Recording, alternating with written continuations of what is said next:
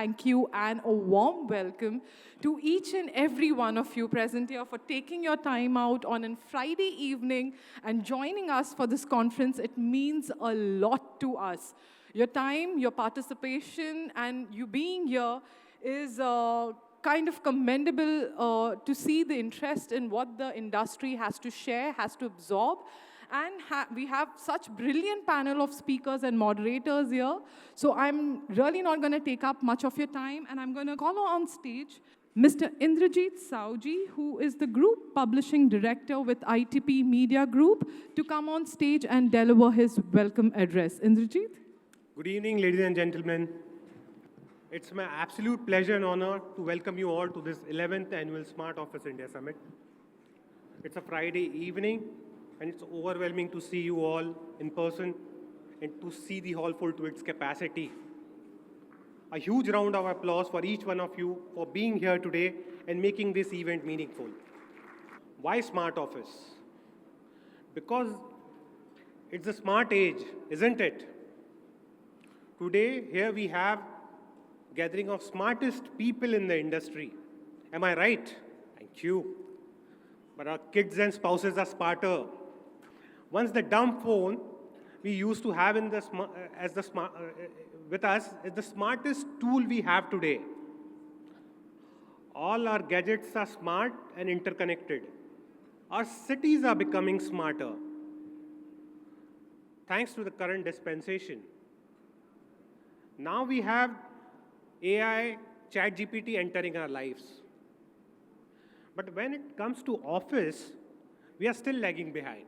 We are surely catching up, but we still have a long way to go. Remote and distributed work is happening around the globe, and it's steadily increasing year on year. Pandemic has just fast-tracked the conversion from convenient to smart. A smart office helps leaders future-proof their organizations and hence needs the tools to make sure their office works well, both for employees who work remotely or in distributed satellite offices or co-working offices around the globe. It also helps provide valuable insights so leaders can make informed decisions about implementing new workplace technologies. The global smart market office size is projected to reach around $2,900 million by 2028 from $12 million in 2021. Growing at a CAGR of 13% during 22 to 2028. The Asia-Pacific region alone is expected to grow at an even faster pace for more than 19% CAGR. So here we have a great opportunity lying in front of us. In today's summit, we have the experts and the best minds from the industry who may guide us to have the share of our own pie. They'll try and cover the complete ecosystem of smart office, what you can achieve by implementing smart office technologies, and how to start and design your own smart office, and a lot more. And finally, a big thank you to all our partners for believing in us and helping us produce this knowledge forum. And of course, they'll also share what they have got in store for you to help us build our office smarter. A big thank you to AFC, our presenting partners. They'll take care that you have a research-backed ergonomic furniture solution in the shortest delivery span across India. We have Manoj ji, Togaram ji, Agrim Nijwan, and the enthusiastic AFC team to assist you. And they have created a brief experience for you for touch and feel. It's just behind. You can visit there. Signify, our associate partner. They have the best of lighting products that will not only help optimize energy consumption, but will also ensure well-being and productivity of your employees. You will hear more from Vardhaman Jain, Swagata Chaudhary, and the ever-ready Signify team. Hafle, our associate partner, they are here to show how through their world-class interior solutions, they can help you transform not only your space, but also the way you function. More insights will be shared by K. Venkatraman and the energetic Hafle team. Dorma Kaba, our category partner, They are here to ensure your office premises are secure 24/7, with you being in full control of your safety, security, and sustainability, allowing people to move seamlessly and shape their lives the way they want. Here, more from Nitin Sharma, and always happy to help Dorma team. They also have created experience behind. Please do visit. It's just besides the bar. Blue Star, our HVAC partner. Here, how they can make and keep you cool with lots of energy saving and host of other benefits. Hear it more from Nitin Sable and the ever enthusiastic Blue Star team. Nescafe, our beverage partner, solution partner, and they have some lovely coffee brewing for your experience there. Arctic Partitions, our category partner. Thanks, Mr. Niranjan Shetty, for partnering with us. They have also a proof of concept behind. A big thank you to the Sofitel team, and especially Dheeraj for being a lovely host. I'm falling short of words to express my thanks and gratitude for all the warmth, enthusiasm, and support you guys have you people have extended to us today. Would also like to apologize to the industry colleagues and people who we were not able to allow due to paucity of space. But for the larger audience, we have taken the event online. And the team is telling me we have more than 650 people. Am I correct? 650 people joining us online as of now, and there are more coming in. Very good evening to the people who have joined us online. Also, let me take this opportunity to thank and shout out to my incredible team who have toiled to put this event together. Please join me to applaud young yet very talented designer, editor, commercial design, and today's MC and curator for this event, Rashmi Naikar, for all the work that she has put in. Young and dynamic Priyanka Jarwal for all the effort she has put in to bring in the revenue. Tarun Ledwani, Johnson, Raj Ramani, who had coordinated all of you to ensure you are here in time. Amrita Mohan Kumar and Shrivali Kundar, our marketing and social media experts, who are helping us to reach out to the larger audience outside this hall. And of course, a huge round of applause for our mentor, our inspiration, our guide, the man himself, Mr. Vibhor Srivastav. Without further ado, let me hand over the forum to Rashmi. Sit back, relax, and enjoy your evening. People who are standing behind, may I request you to please take the seats ahead. There are seats vacant in the front row, and we are not charging. Please. Thank you. Thank you all. Enjoy your evening. Thank you so much, Indrajit, for that insightful and yet a very warm welcome. Evenings like this are usually not very possible without the support of the industry. And we have with us our presenting partner, Mr. Agreem Nijavan, the head for marketing and business at AFC Systems, who would just like to quickly take this opportunity to just welcome you all onto this brilliant platform. Please, Agreem. Hi, good evening. So I'll not bore you with the details. Let me just welcome all of you. And there's this phrase which I recently learned, and just respond if you recognize that. Kasakai Mumbai. How's it going? Good evening, Mumbai, and welcome you all. I'd like to take this opportunity to welcome you all to today's Smart Office Summit put together by the ITP team.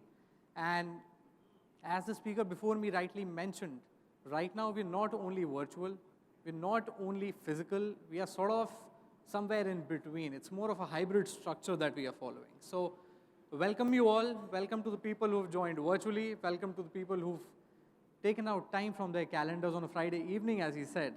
So I welcome you all. Thank you so much for joining us, and hope you have a wonderful evening ahead. Again, I'm signing off. I'll be back on stage again. I represent AFC Furniture Solutions. Thank you so much. The next individual that we have and the next session for the day that we have is the keynote address.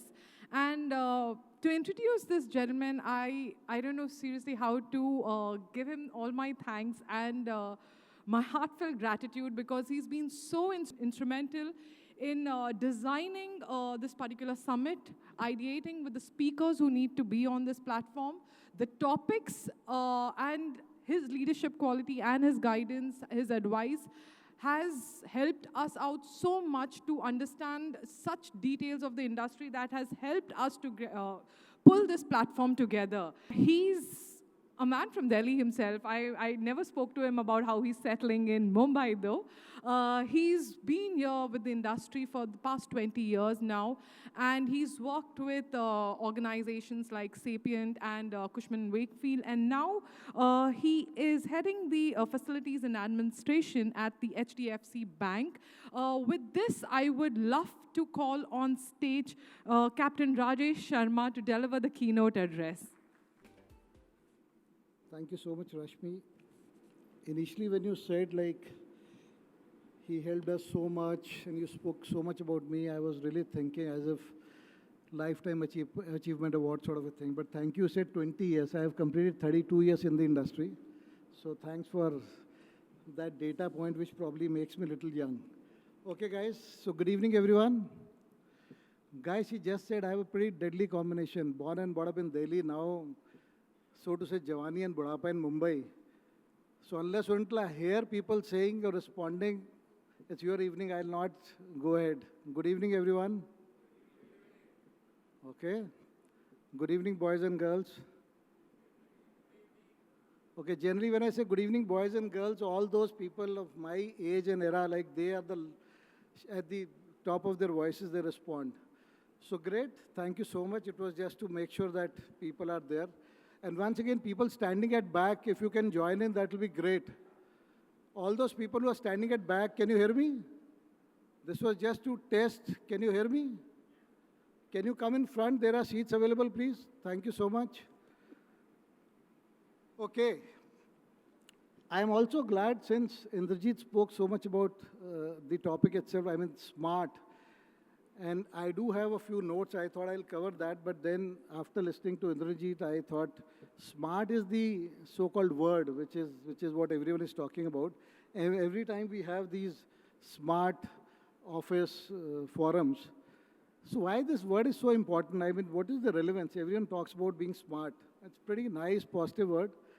But I just thought, let me start with that. And I'll tell you why I'm saying so, because during our interactive session, and I think half an hour ago, I heard someone talking about smartness. And I was trying to relate to what Indrajit said. So guys, we keep saying you need to be smart. You need to be smartly turned out. You need to interact very smartly. We also heard of offices being smart, houses being smart. Everywhere it's smartness. So very interestingly, one of my colleagues, when we were having a cup of tea, was explaining the concept of smartness. So what he was generally talking about was, traditionally, if you are trying to be close to someone and if you come to know that that person is dating someone else, historically, traditionally, you would avoid. He or she is going around with someone, why should I waste time? So let's target someone else because we know he or she is not going around with anyone. So today he explained me the concept. He said that's the wrong concept. Because if you are going after someone who is not with anyone, your competition may be with 10, 15, 20 people you don't even know. He said, but if you know that he or she is going with someone, only one competitor, and you know your enemy, I think that's the smart way of handling a situation. So thank you so much, Nixon. He's coincidentally one of my team member only, and I keep wondering that how does he manage the hospitality. So that's his way of smartness. So anyway, I think from that I learned that we all need to be smart, and smart offices basically as a concept. And today we'll hear also a lot about this whole concept of being smart. But to be very frank, apart from the fact that I represent HDFC Bank, I'm also on the board of a group called GACS. We are one of the knowledge partners. We have a logo here, and GACS stands for Global Association for Corporate Services. The reason it's very important to talk about GACS is, again, a pretty interesting story. Around 4 years ago, 2016, 7 years ago rather, a few of us, we got together and we said there are a lot of so-called common issues going around in the industry, so why can't we all spend time and probably figure out the way for it? And we were 30 of us. We call them as the founding bricks of GACS. So we started this whole concept, and today we are 7,000 plus members with 9 chapters in India and 9 chapters out of India, and all are active chapters. So I think the reason, the rationale why we associate ourselves with groups like where we are seated today. I think as a concept, what they are trying to do is they are trying to get everyone together. And I think Rashmi spoke pretty well about the fact that the whole idea is we have partners here who have the so-called solutions. We as consumers are looking for those solutions. I think they, in a way, play a role in between to make sure that we connect with each other, and I think that's the basic logic. Same way in GACS, the whole idea is if there's anything which we can do for the industry, for the fraternity, we club together and we do it. Just a quick snapshot, we have around 8, we call it Center of Excellence, which covers the length and the breadth of the corporate services domain. So anything and everything to do with that is what we basically take care. If need be, we represent the industry with the authorities, with the government authorities, or any other relevant authorities. So that's the basic concept, and that's the reason we basically participate in such events. Now coming back to the, the baseline that when we say keynote speaker, and I was wondering, neither do I have a key. Note to bilkul nahi hai. Bank mein kaam karta hu, but I don't have notes in my bank, but still I'm known as a keynote speaker. What is the logic like, what we are trying to say? So I think pretty interestingly, and a few of you who know me, I always go with these stories because someone explained me कि ज्ञान अक्सर भूल जाते हैं, but stories याद रहती है. So I think where are we? And I'm talking about last 2-3 years specifically because COVID, we have been hearing about COVID so much. And interestingly, if you guys have gone through the agenda, today we have 3 panel discussions, and if you really look at the key points of these panel discussions, there are 3 pretty interesting words I have picked up. The first one talks about designing and creating next-gen workplaces. So obviously we're talking about next generation. The next one is shift in the role of office. So there is something to do with, again, a different or a shift or a change. And the final topic is changing nature of work and workplaces. So all of a sudden I thought that why it's become so relevant for us to really talk about these things. I mean, what is changing? Last 30 years plus I've been saying I'm part of the industry. Every now and then things do change. So why we are like so much into change management, and what's that different what we are talking about? So I think one is definitely we have never ever thought of something like COVID, which forced us to change. But more than that, I think a lot of data points which were shared by Indranil, so I'll not get into data, but very broadly, if you really ask me, I think definitely what I have realized, the power has shifted. And clearly what I see in the industry, I think earlier it used to be for an organization, now more or less people talk about people. So from organization to people, from me to we. I think that's also a pretty interesting concept. A lot of time we used to say me, but now that's become we, because I think this whole concept of health, and I'm sure in the sessions we'll hear about this also, because when we talk about offices, what is changing. So health definitely will be a point of discussion somewhere. So these are 2-3 very, very important parameters which have really changed, and that has changed the overall dynamics of so-called office. And I'm not even talking about the infrastructure of office, I'm talking about the culture of office, I'm talking about the people in the office. So everything is related to that, but definitely there's a big change there. I think we have stopped addressing employees as resources. Earlier this was a pretty common term, now generally people consider them as human beings. I think that's also a pretty interesting shift. And whatever I'm saying, I've just Googled it, guys, there's nothing which is my personal thing, but there are a lot of data point studies available. That's the sort of shift what we are talking about. And why I'm saying so, because probably it's more relevant to talk about change in today's world, and in the next sessions we'll definitely hear that. I think somewhere we are also talking about human beings more than their performance or the work. It was always related, but I think a little more emphasis now these days is on the human beings than just the outcome or the output or the targets. So that's, and these are few of my personal maybe views, but very, very important what I've realized is initially it was like a knee-jerk reaction. Immediately after COVID, what do we need to do? Sorry, someone is raising hand, oh sorry. So it was a knee-jerk reaction that, okay, we need to do those, let's try those, a lot of hit and trials.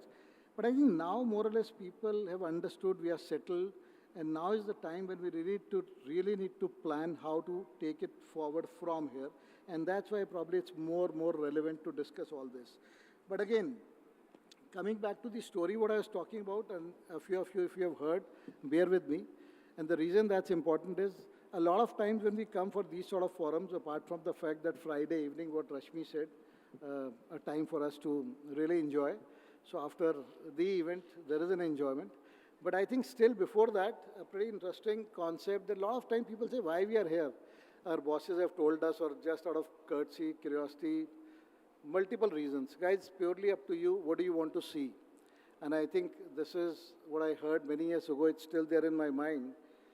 So whether you look or see, they say there is a difference between you look or see, and there are multiple stories like a gentleman saw an apple falling, he saw something else which is gravitational force. Normally people say apple is falling. Someone saw a bird flying and then they thought that probably there can be aeroplane. So it's purely what do you see versus what do you look. The story is, and hopefully this will be relevant in today's environment. Many years ago, we know that there used to be kings and queens and samrajya of the people. It's a very popular thief in one of the so-called kingdom. And the beauty is, this guy never used to tell a lie. Imagine a thief, and he never tells a lie, which is the probably worst thing for a thief, but that's the reality. So someone was called in, they said, we know he's a thief, he steals a lot of stuff, but we are able to catch him, what to do. So the best of the best of the best cops were called in there, and they said, now you need to handle this guy. So this guy was given a picket, and one day he saw this thief coming with obviously 5 donkeys, and there are boris on the donkeys, and this guy stops him, says, I need to check. He says, please go ahead. And this Inspector Saab checks everything is fine, there are some wood logs and all. So then he asks him, by the way, who are you? He says, I'm thief. Then this guy thinks maybe this is just by chance that today I'm checking it. Probably next time I'll see, and today he's not carrying anything. So again, after week, 10 days, again the same guy comes in, same like 5 donkeys with the bags. Again he says, I want to check. And this thing continues for weeks, months, and this guy is not able to figure out that basically there's nothing and why. And every time he claims, I'm a thief. So finally the Inspector Saab retires. But thief, though, that's a self-owned business, so he still continues to be a thief. So after a retirement, this inspector asked him, meets him once and asks him, bhai, puri life nikal gayi yaar, mere ko samajh nahi aaya, I'm retired, I can do nothing. And every time when I caught you, it was either wood or something very, very basic stuff. I can't even figure out what were you stealing like. And that's the time this guy tells him, I used to steal the donkeys. So I think the concept is pretty clear. What is there in our mind and what we are looking at versus what is there available on ground, it's up to us. So a lot of times, like I say, we come, we look, we debate, and probably feel maybe, may not be. It's purely up to you guys what you are looking at. And believe you me, there are solutions, there are answers everywhere. It's purely up to us what sort of mind frame we are in and what we are looking at.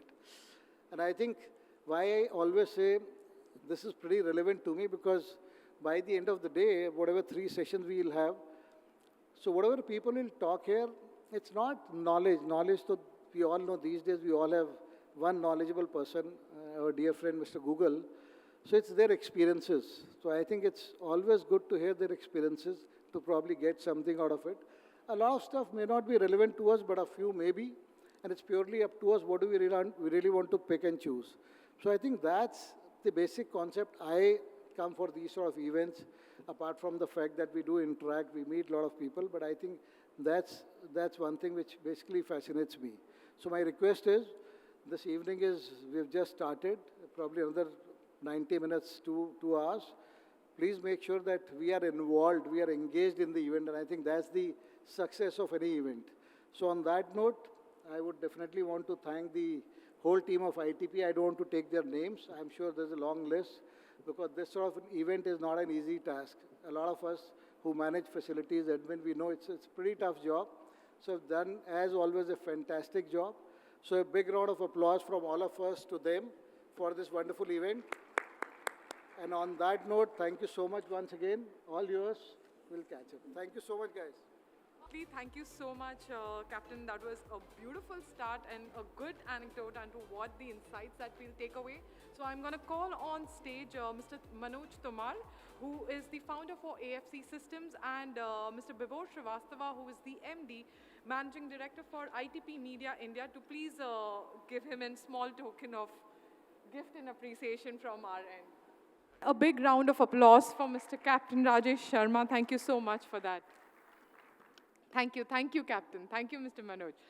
Now, before we go on to our first panel discussion, just a quick brief and glimpse into one of the leading companies in India, especially for office furniture, which is AFC Systems, and we have with us Mr. Agreem Nijavan, who is the head and marketing business for AFC System. He was here to share the podium with me earlier. I'm going to call him on once again. And before he comes on, we'll just play a quick AFC video.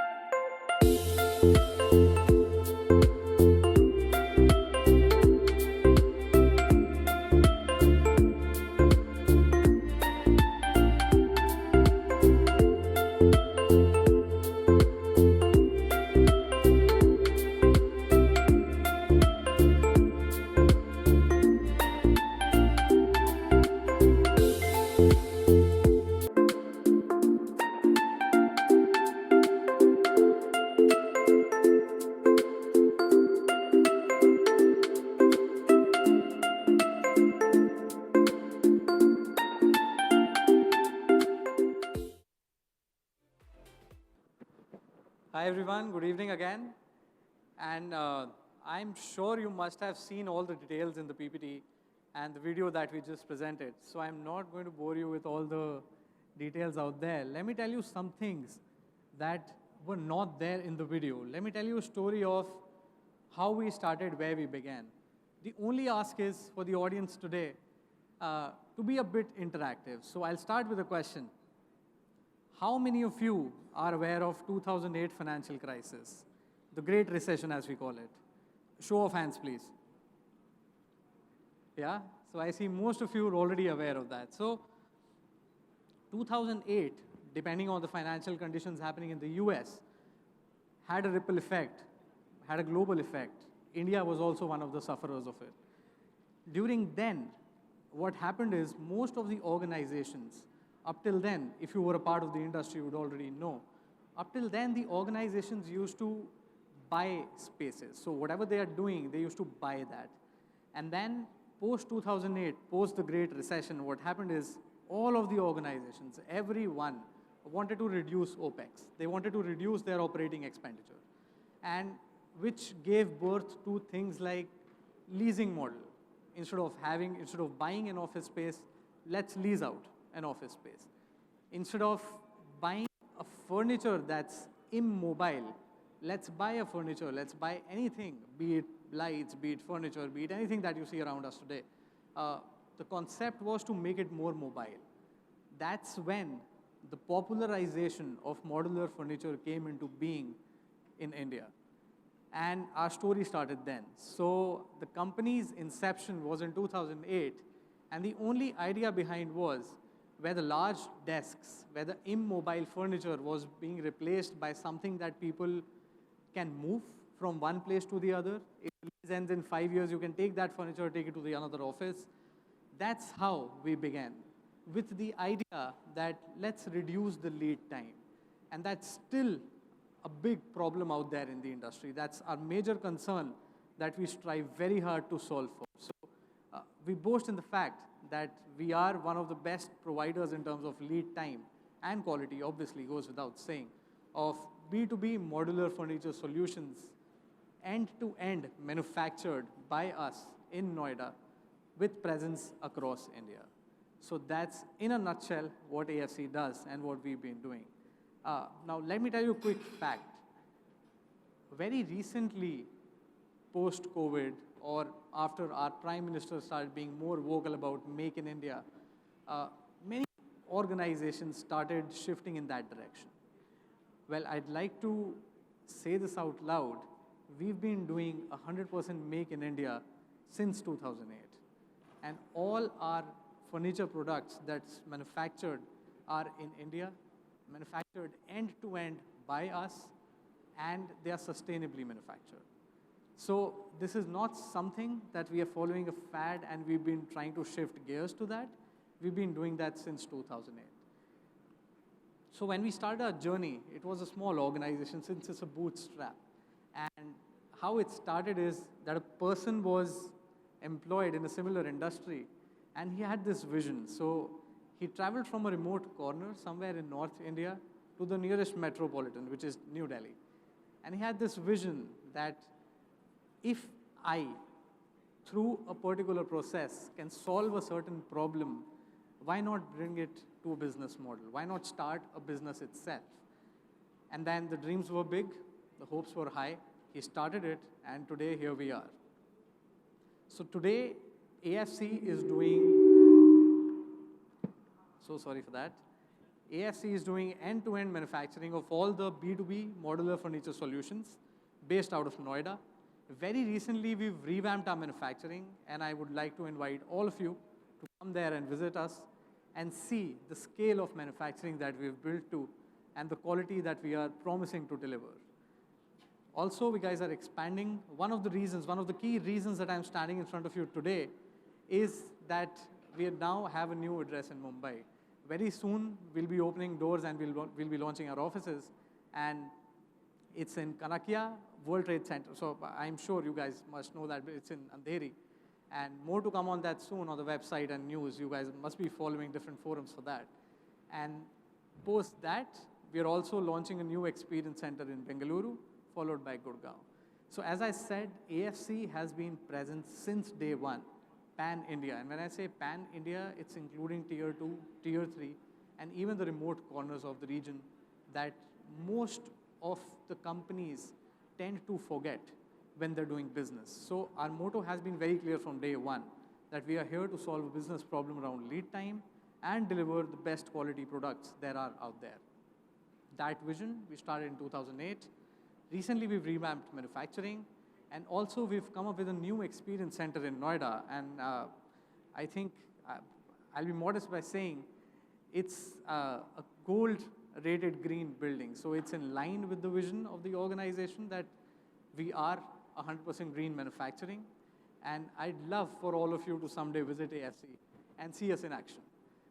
Be it in Noida, be it in Bengaluru, be it in the region of your choice. But we are trying our best to increase our foothold so that we are able to deliver more in lesser time, as we always claimed to be the reason. So with that, I'll not bore you with much more details about the organization. That's about it. And we are here. If you have any questions around how we do business, how do we ensure ESG, how do we ensure sustainability in our practices, what sort of lead time do we offer when we say modular furniture solutions, and what all industries do we cater to? So all these questions, all of us at AFC are more than happy to answer for you. And if for some reason you're not able to find time today, you can always reach out to us at www.afcindia.in. So thank you so much, guys. Thanks for your time. I'll not take much more. Have a pleasant evening ahead. Thank you so much, Agreem, for that quick walkthrough into what AFC is all about. So, ladies and gentlemen, we've now come to our first panel discussion of the day. Now, the first panel discussion is actually now when I'm kind of reiterating this in my mind, it's conceptualized on designing and creating next-gen workspaces. But I just realized that the word next-gen is not just about the next-gen, but it's also about multi-generational workspaces. Because the inclusivity, the diversity, everything that comes into a workspace, the technology, the sustainability aspect, all that is being integrated today is what next-gen workspaces is all about. And to moderate this session, we have with us architect Hardik Pandit, who is the director at Apices Studio, that is APICES Studio. Joining him on this panel is Ashish Puri, who is the National Director, Interior Design Services at Colliers, India. We also have with us Mr. Balaji Sankaran, who is the Vice President for Services at Prestige Group. We have architect Poonam Khatare, who is the Director for Workplace Design at M. Moser Associates. And joining them is Mr. Nitin Sharma, who is the Regional Solutions Sales Director at Dorma Kaba, India. And we have with them an architect turned an administration professional, Mr. Tanmay Khare, who is the head for administration and human resources at Pidilite Industries. With this, I would love to call my speakers and my moderator on stage. I would like to thank ITP Group for inviting these distinguished professionals on the dais. The panelists joining us today are the trailblazers in their respective domains. Their visionary work has transformed workplaces around the world, pushing the boundaries of design and redefining the notion of what a workplace can be. From renowned architects and interior designers to workplace strategists and human-centered design experts, we have assembled a panel that encompasses a diverse range of expertise. So good evening, everyone. So Ashish, I would like to put this first question on to you. Is the collaboration and teamwork have become very essential these days for innovation and problem solving. So what design strategies do you think can be implemented to foster this culture within the organization, and how does the design take care of that?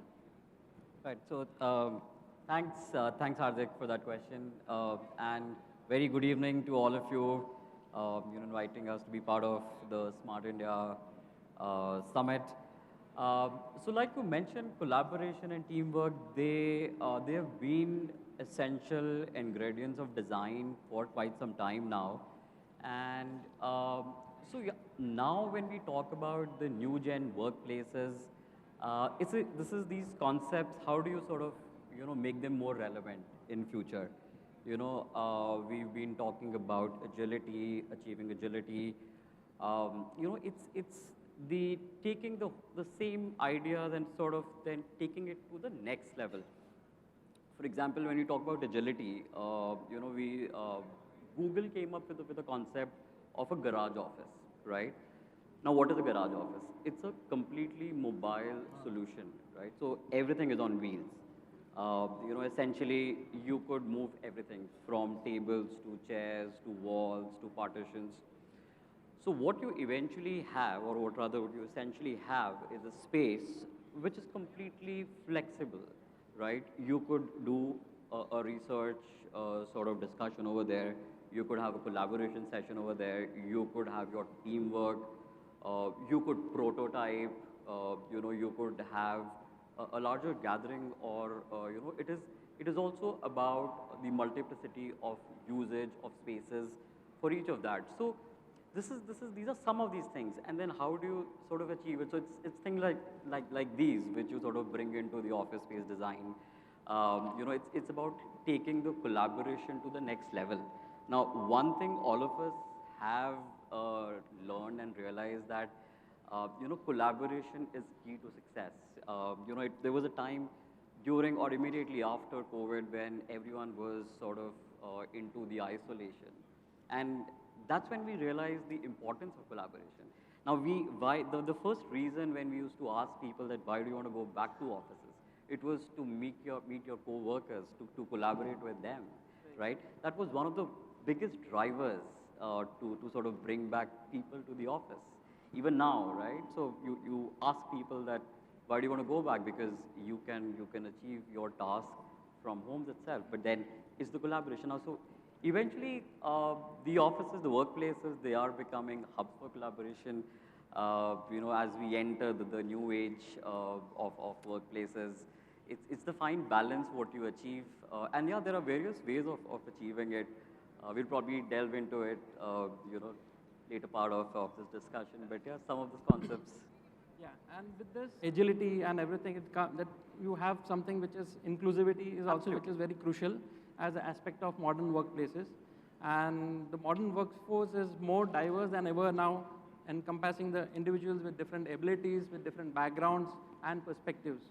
So Poonam, I would like to put this to you as to how an interior design can contribute to creating these inclusive spaces that accommodate the diverse needs of and promote the sense of belongingness among the employees. So I think the core of inclusivity is designing for people, keeping people at heart, without really slotting them as neurodiverse or autistic or anything. It basically means designing a workplace, keeping everyone's need at heart without the person asking for help. You know, it's as simple as that. That is what inclusivity is all about. It's intuitive. So when you get into a workplace, it's intuitive. You don't need to ask someone for help. And it could be anybody. It could be an abled, a differently able. We are talking about different neurodiversities today. So it's a workspace which is easy for people. It takes care of all their needs, and it's become even more relevant today because as we get back from we are still in a hybrid workplace. We've chosen to still be hybrid, but you want to essentially come back to a workplace to collaborate, to talk to your peers, to use that as a meeting point, and then that workspace which understands your needs. I think that would truly be an inclusive workplace. Yeah, that's a very relevant point. So one more important aspect of a next-gen office design is sustainability.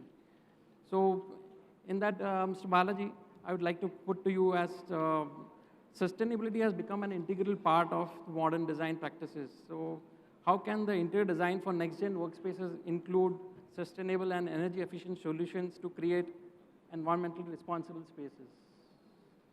First of all, good evening, everyone, and thanks to the ITP and other media partners for arranging such wonderful evening. Thanks, Hardik, again for moderating very well in this.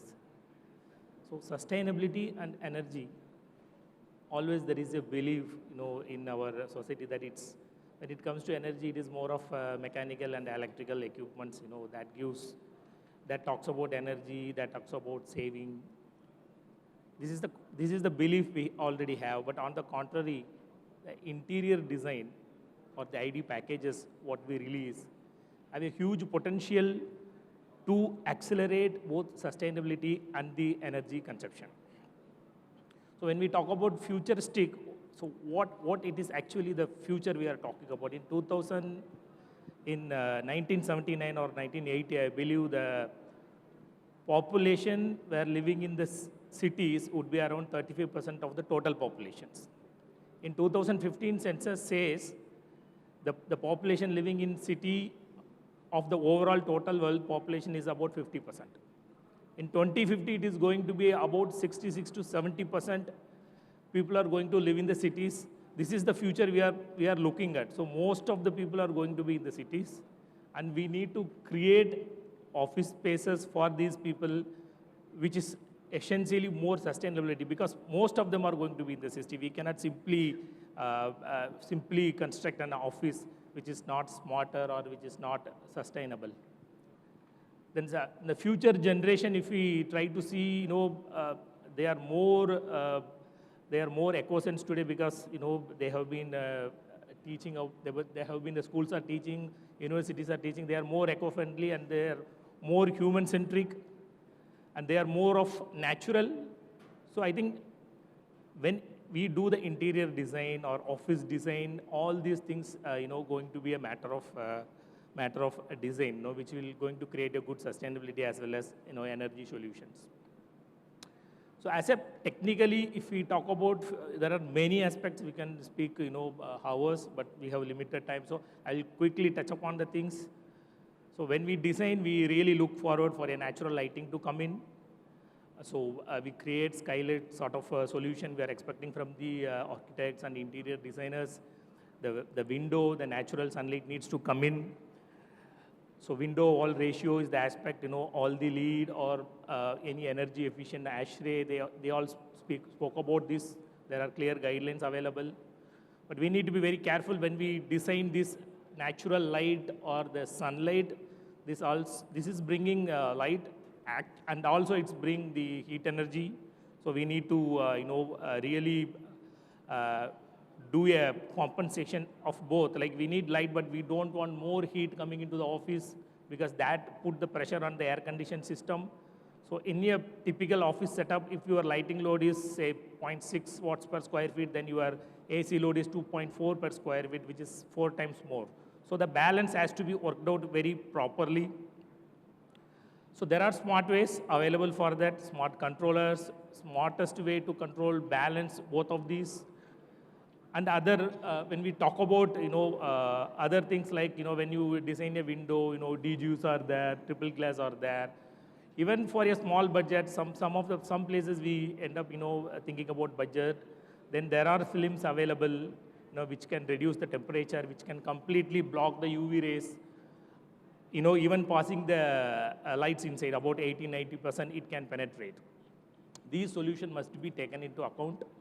Again, coming to the sustainability and energy, the indoor air quality is very important. Keeping the mechanical, electrical equipment besides, if you talk about the interior setup, the furnitures, what we are using, has to be more of a longevity, a long life, or the chemicals used for those furniture needs to be more of poison-free. If these furniture started emitting the VOC, which we called volatile organic chemicals, then it puts again pressure on the indoor air quality. Then you end up going for a higher filtration of the air conditioned system, or you need to allow more fresh air to come in, or you need to increase the exhaust. These all finally put a pressure on your air conditioned system, though it gets bulkier. So these are the thoughts we need to have while designing the interior. Again, choosing the material. Right material needs to be, choose your paint. The paint, it should have lower VOC, because future generation, future officers is not going to take all these things. We need to be very clear about this. Coming back to other things like, the smartness, when we are talking about smartness, today everything is smart. So there are good ways to do. So when the interior design, when we approach for a design, we give importance to aesthetics, we give importance to services. So when you select the appliances, with same aesthetics, we have got multiple options. There are small gadgets available. At first instant, if you're able to take them, so you can keep on upgrading them. Like, it also gives you more flexibility. You don't need to throw it off, because when there is a technology change, the smart appliances keep changing it. There are simple smart appliances available, like a smart power strip, or the smart monitors. Samsung flips sort of appliances. When you are choosing, it really monitors the power. When it goes on a standby mode, it simply disconnects the power. The appliance which is not running but just plugged in is taking about 8% of the energy. By applying these smart devices, we can really make our home more smarter. As Prestige, we have Prestige Group have started doing a lot of projects in Mumbai. Precisely, we are also coming up with commercial towers, commercial building, which is about close to 300 meters, in the South Mumbai, where we are really looking forward the solutions, all the sustainable and all energy-saving solutions. We also had our HO built recently. It is more of a smart office. We have a smart glass. The entire controllers are thermostated, which all are IoT enabled. If I wanted to maintain something, I don't need to really climb and spoil the interiors. I can do it sitting in my laptop or in my mobile. So the future holds for these things. Right. Thank you, Balaji, for it was a very good perspective that you give from the services point of view. Now, Ashish, I'd like to put the same point to you, in terms of sustainability, how can, as a designer, how do we incorporate that in the design? Okay. Sustainability is a big word. It's a very, very vast term. Absolutely. And, I tell people sustainability is not just a design concept, it's a habit. Absolutely. You have to walk the talk, right? So if you look at, it's sort of when you talk about how you incorporate that into the design, there are essentially 3 ways, and it starts with the planning. I think he touched upon that point, that first thing, when you start with your planning itself, you sort of ensure that there is enough daylight which is coming into the whole space so that you can harness that. That helps you to be sustainable with your energy consumption, right? The second part is, so first is of course the planning. The second part is the materiality, right? So you choose material which have longer lifespan. You look at sourcing material from your local markets. Then you'll also look at sort of material which are less toxic. You sort of look at things which help us being more energy efficient. And then lastly, it's your how you are creating a work environment which is sustainable. There are certain things through habits you have to bring it in, your lesser usage of paper. I mean, these are simpler things, but all of that adds and helps you to sort of create office environments which are sustainable. But again, the most important or the fundamental of sustainability is the energy conservation and how you can reduce your energy load. So it's by introducing your sensors, your daylight sensors, your occupancy sensors. These are just small things. From that, it is also the air conditioning system which actually accounts for one of the highest loads in an office. So you sort of introduce your VAVs, which then talk to the VFDs and then sort of bring down the energy consumption rather in those systems. And then yes, that's how you achieve sustainability. We sort of believe in walking the talk. Absolutely. We recently did our own office, Collier's office in 1 BKC, and it's LEED Platinum certified office. That's a very good point you made, Ashish, that it is about the habit, it is about walking the talk. It's not just about keeping it on paper. So that's a very valid point. Allow me to add here. Yeah, please. Good evening, everyone.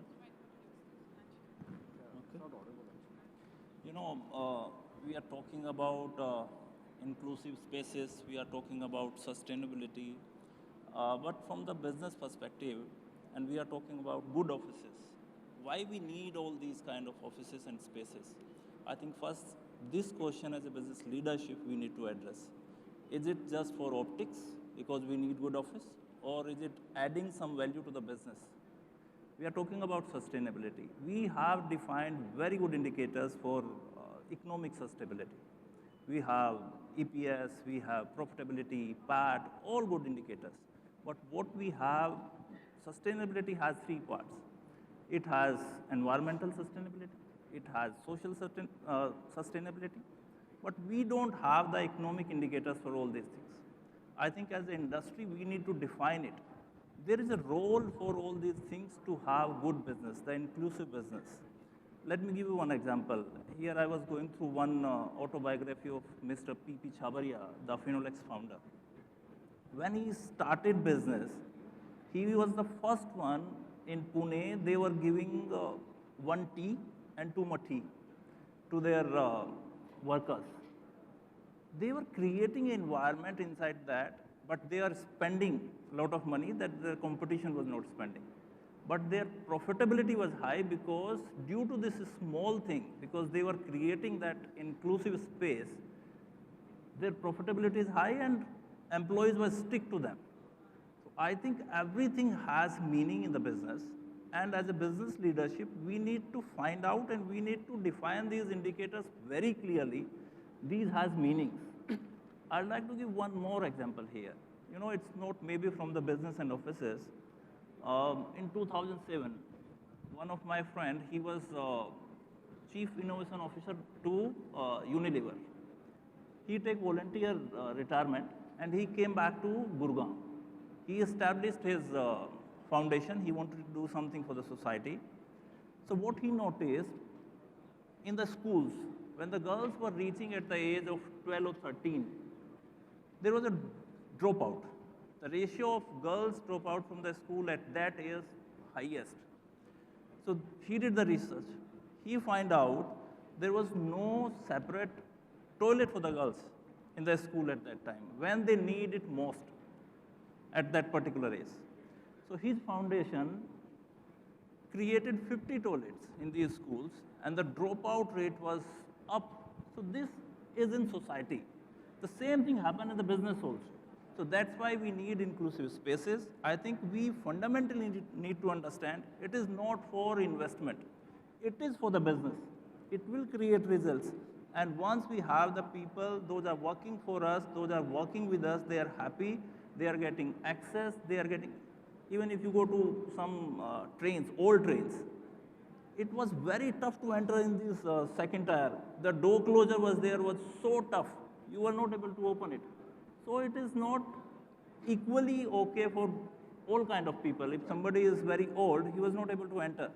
So I think these kind of things, when we make situation of the programs easily accessible to everyone, those things create results. Yes, it's very, very true. And then that accessibility is something which is very much most important when you talk about the design. Tanmay, you being from the HR, with your HR background, it is something which I will put to you, which is from, it's a very challenging thing for today. It's like today is the concern for the companies is regarding the job retention, while there's a quiet quitting is observed in large numbers. Also, there's the gig culture and the hustle between the jobs and so on and so forth. So in this, how is HR addressing these challenges specific to the Gen Z in the near future? Okay, so good evening. Thank you, Adik, for this one. Thank you, Team ITP, for organizing this one. I would firstly say, basis on the theme that we have, being smart is an art. You know, ये सबके बस की बात है नहीं है, वो सबको समझना चाहिए. Because we generally have a bad habit of replicating things जो बगल वाला कर रहा है. So as rightly said, if we as an industry try to address this problem as a whole, the entire journey on being smart would be a cakewalk for the generations to come.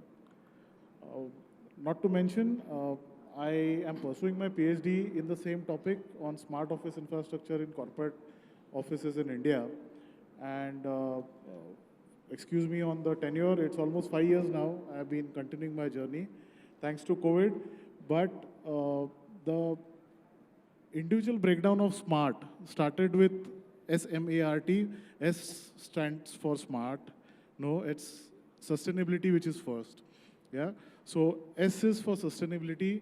M is for measurable, because we all do things but don't measure them. A is being accountable. Yeah. So as designers, as users, it is the accountability that we should take, which is very important for all the generations, be it Gen Z or any generation who are out here. R is revenue generating. Yeah. So all these facilities that we design, they are looked up as cost. So rather than taking them as a cost, how do we take them as a revenue is what the overall movement should be around. And last but not the least is the T, which stands for technology. Now the entire gamut is moving so fast. The S to T journey is very, very fast. तो बीच के जो डब्बे हैं उसका alignment बिगड़ गया है. And now it's high time that we as professionals, I'm an architect by profession, but a facility guy by passion, and recently been into employee engagement and related activities. So the overall perspective of workspace has changed from being a one lunch, two punch to an experience-based kind of system. So now employees are focusing on generating experiences and experiencing the experiences which are aligned for them. So as the perspective of taking the overall employee as an asset, which was always missing, now the entire focus has come back. Not to forget, thanks to COVID, the entire employee fraternity is now being more focused on, they're highly focused on family also. So you run a survey, you tell the people you're supposed to come back to your office for 5 days, you get a big no first. So you experience a 3 to 4 or 4 to 1 kind of pattern, but still you will find employees, a certain cadre are more effective working from home. But the psychological twist is here. The employees who take either 3:2 or 4:1, they take more pleasure and privilege in coming back to office for the connect.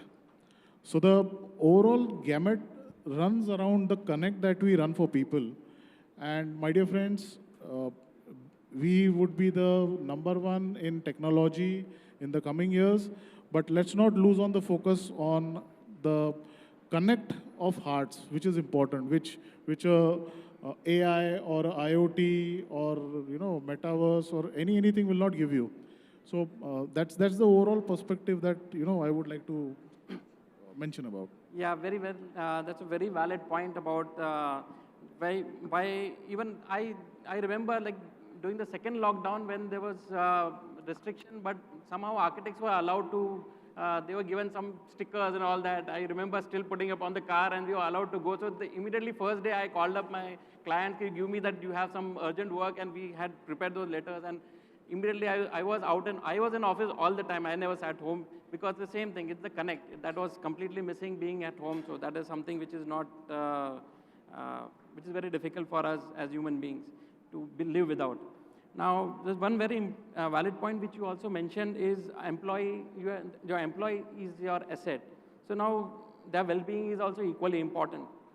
So Poonam, I would like your thoughts on like before COVID and post-COVID, what are the changes that you see in workplace design focusing on the wellness?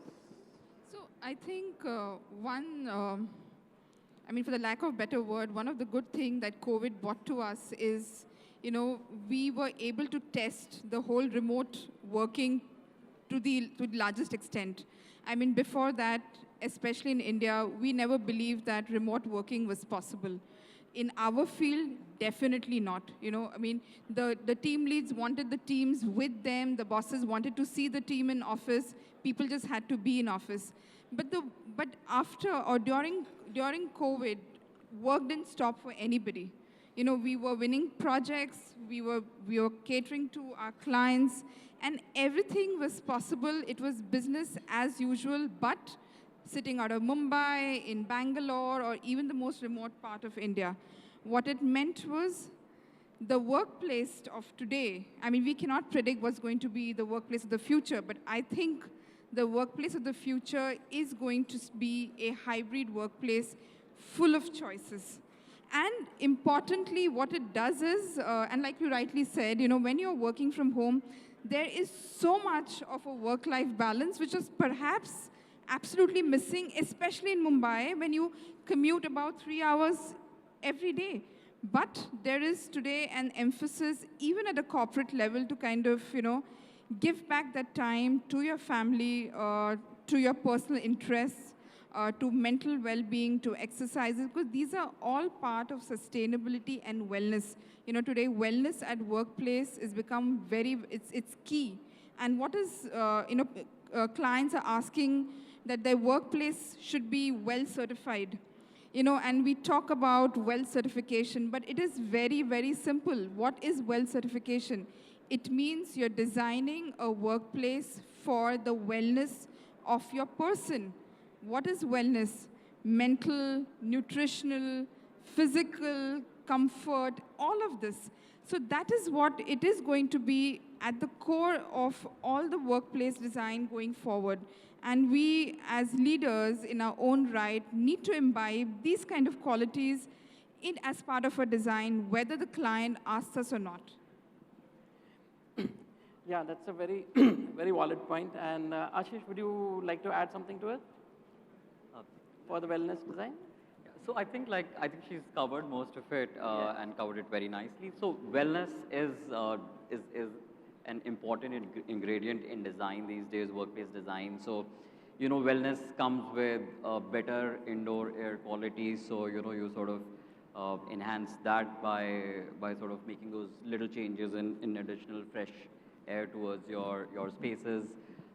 It is also, catering to spaces like your recreational spaces, your mini sports facilities, because you want employees not to be seated in one place, but to be active throughout. This also includes providing choices in terms of workstations, introduction of your sit to stand desk. It's a simple thing, but you get a prompt that you've been sitting for long. So then it's time for you to stand up and, go about your work. So these are these small little things which are sort of getting integrated with the overall sense of the design. And that's what we sort of lead to. It's more of a human-centric approach.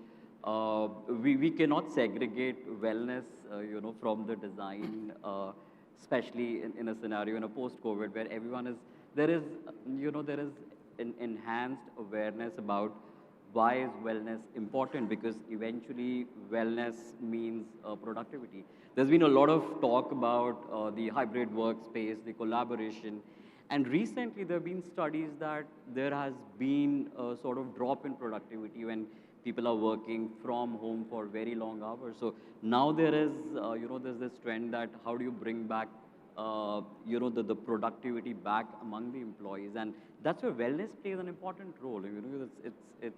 It's right there, it's essential, and then these small little things in design which we're doing with this human-centric lighting, which sort of it's your circadian rhythm, alignment of that with the color temperature of the light, bringing biophilia into the space again, freshness, a vibrant workplace. Introduction of cycle tracks, promoting, walk to work, cycle to work, things like that. Incentivize employees who do that. I mean, that's for HRs to sort of do that. But there's a lot of things which are, and that's essential for as we move into the future, next gen of workplaces. Yes, yes, that's a very was very relevant in terms of wellness, that it has become the paramount, and the workplaces now need to be human-centric, and that is what is the next-gen workspace design about. So I'd like to thank all the panelists for for giving us such a wonderful observations regarding and your points regarding all these important things. So thank you very much. Thank you. Thank you very much.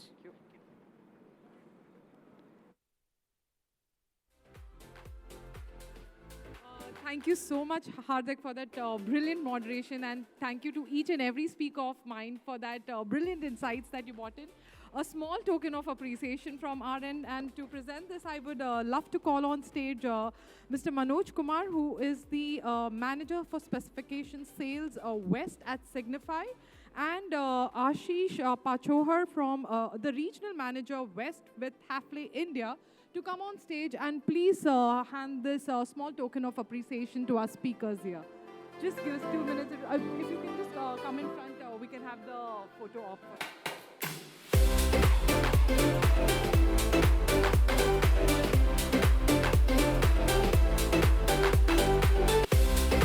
This was photo to you. Thank you so much for that moderation.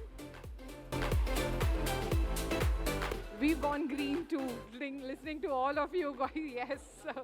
I hope that's this. Thank you. That is Poonam Kothare from M. Moza Associates. Next is for Mr. Tanmay Khare from Pidilite Industries.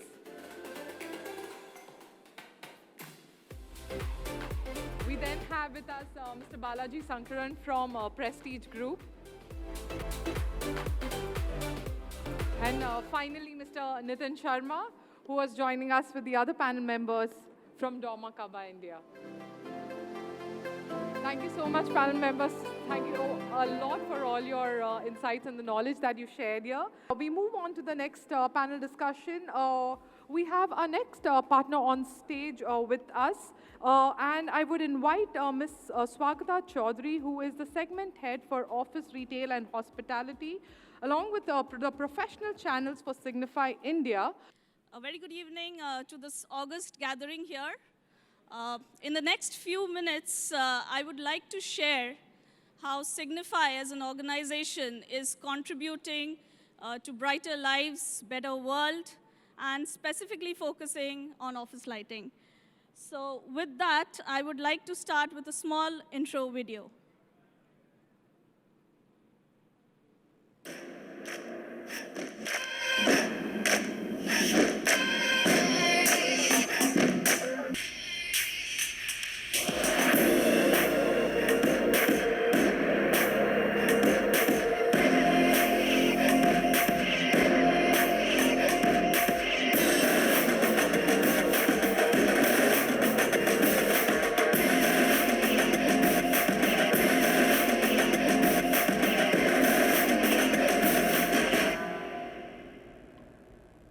So Signify, the world leader in lighting, we as an organization have experienced 6 transitions of technology.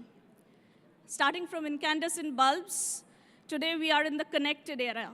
And proud to be associated with this organization which has turned #1 through all the technological transitions. Today we operate out of 74 countries, and we are 100% carbon neutral in the year 2020. The world is talking a lot about sustainability. There is a lot of pressure. The panel here was very high on its recommendation, but there are ways to do it, and we have found how we can contribute there better. Climate action. Today, we need to be more saving in whatever we are doing, be that in energy, be that in the resources that we are using to get that done. Are we not looking at recyclability? So electronic waste is a lot of landfill addition. Can we minimize that? We do that with our lighting products, enhancing circular economy. We are strongly into agribusiness globally. We ensure we are aware that there will be a high need of food, and how can artificial lighting contribute in growing more food in the less possible time. There was a point mentioned in the previous panel about how security and cities will have more people coming in. So that's where security, both for outdoor as well as indoor, is very much in the core in what we do. Goes without saying, we are here today to discuss about people, to see how we can get in more well-being, and lighting plays a very key role there. So the new dawn in offices cannot happen without these 3 pillars. But let me focus about how we contribute for designing a better environment completely around sustainability.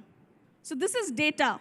Any organization which is investing an X amount today is actually looking at spending 90% of its resources on employees. There was a mention about resources not being the talk of the town.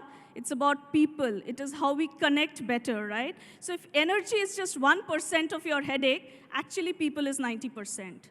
So getting an environment which is benefiting your employees is hence the most important aspect of what all you are doing. We are aware of it, so we know the problem statement. We probably can be a better partner with you in solving that. So how do we do it? We are in the business of lighting, yes, but we understand your needs, and lighting today is just a sign of communication. You saw that in the video there. Today, the lighting system is just not product. It is basically a platform which shares data. We can get you data on your air quality. We can get you information about your space optimization. We can let you know how your employees are physiologically expecting that place to be used. So today, if you have one corner of the office which is more noisy, because there is more collaborative discussions happening there, you can analyze that on a dashboard remotely and see how you can make better use of the space so the other section is not getting disturbed by a collaborative working. So all can happen on a lighting platform, and lighting is omnipresent. You do not do your offices without lighting. The same platform can today help you get data on this. And as I would use the word that the panel mentioned here, Ashish, I think, so we walk the talk. We've already done it. We would like to see this magnifying in the number of applications that we are using it henceforth. Goes without saying, today these spaces are collaborative, right? So design is a very, very critical element in what you're doing. You cannot have those boring fixtures, if I may say, right up there on the ceiling. So we are there as well with innovative designs. So it is important that we use the designs rightly. We know optics, so it is just not a fixture which is a metal body. We understand how optics can best optimize that space. And looking at it, we know how we can put those design elements to various applications. Indoor is just one application. We do this with a lot of space optimization in terms of getting the same fixture, giving you different kind of experiences, whether it's for task lighting, whether it's for ambience lighting, collaborative spaces, so you don't have to add elements. The same product can do it, and it is designed and implemented basis your need.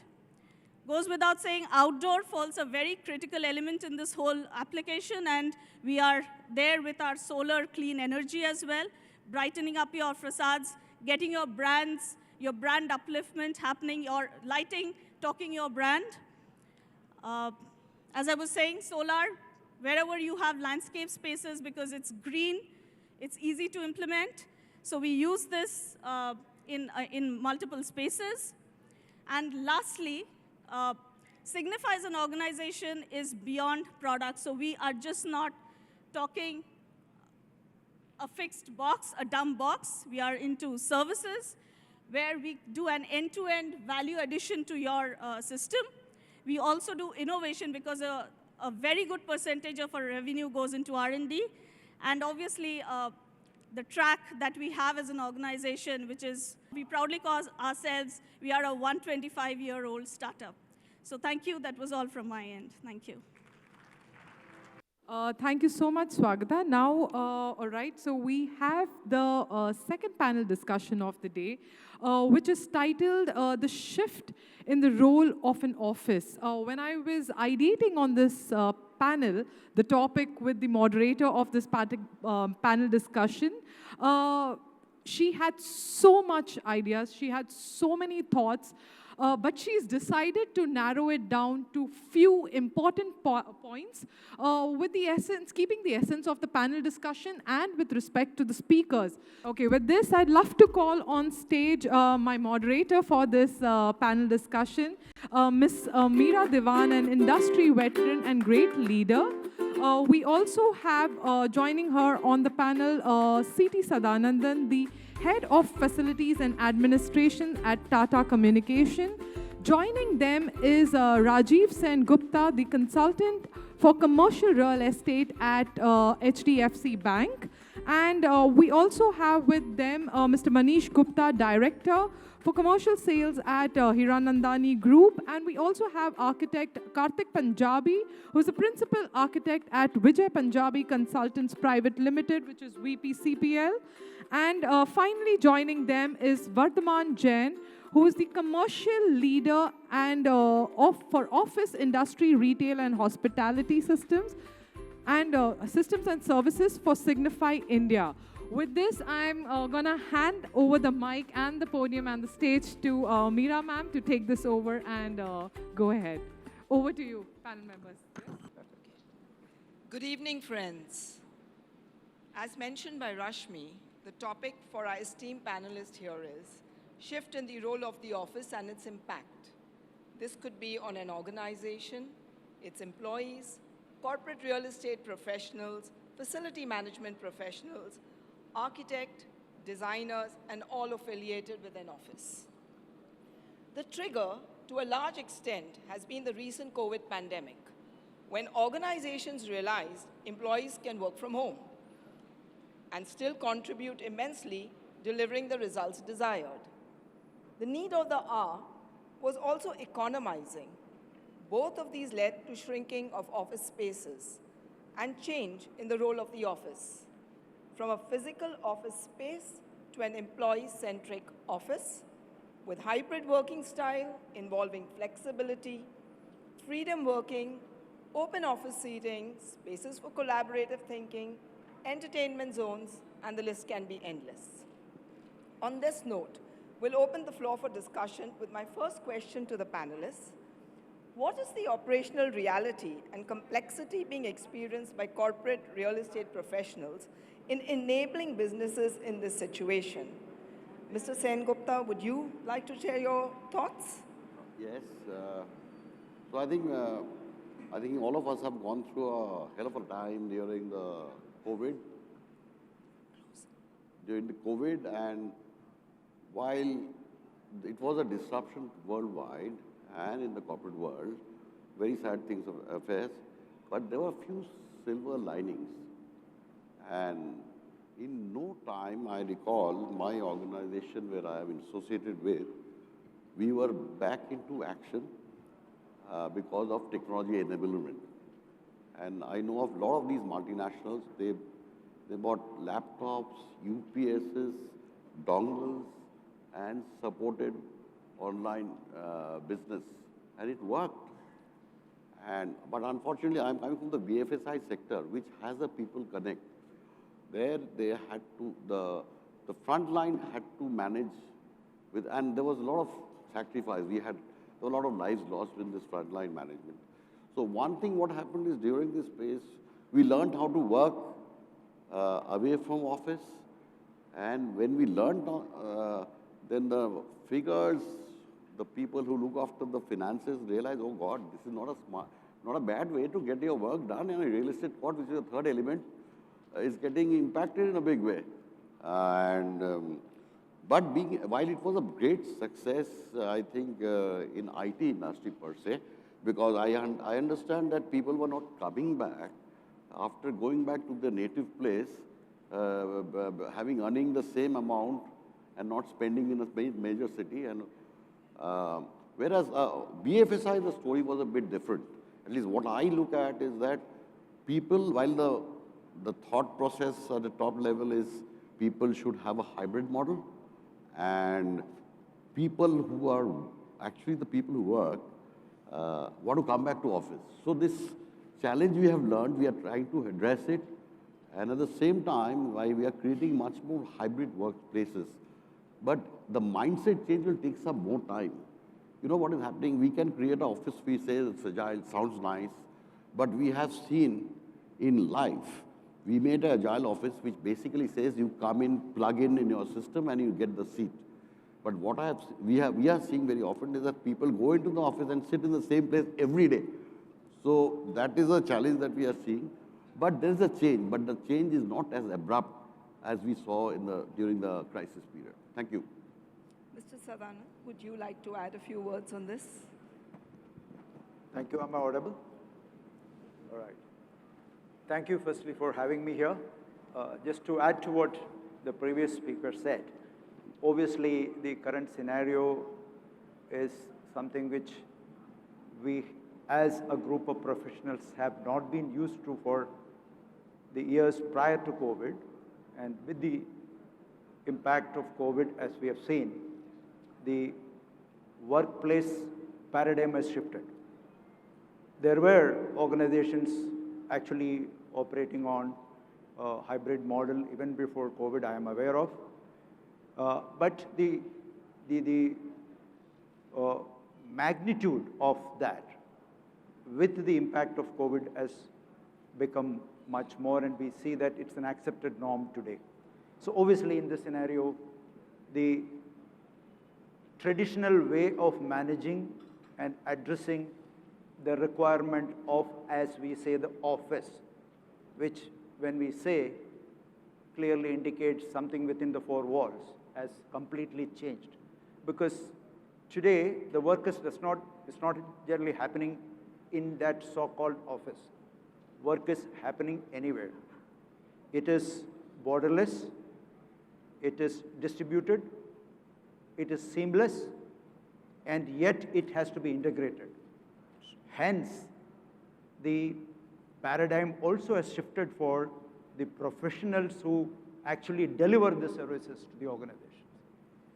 Add to that is the increased adaptability or the increased need for adapting technology that has come in. Obviously, if we are dealing with a group of people who are working in a hybrid distributed model, the technology has to be there to enable that in a seamless manner and ensure the productivity that is expected for the business. And as in the previous panel speakers were mentioning, the connect, the human element of that also to be true. So that is what bringing in the added complexity to the professionals, such as the group sitting here. So we need to change our mindsets. We need to say that we are capable of delivering the same kind of experience, whether it be in the office or a people are working remotely elsewhere.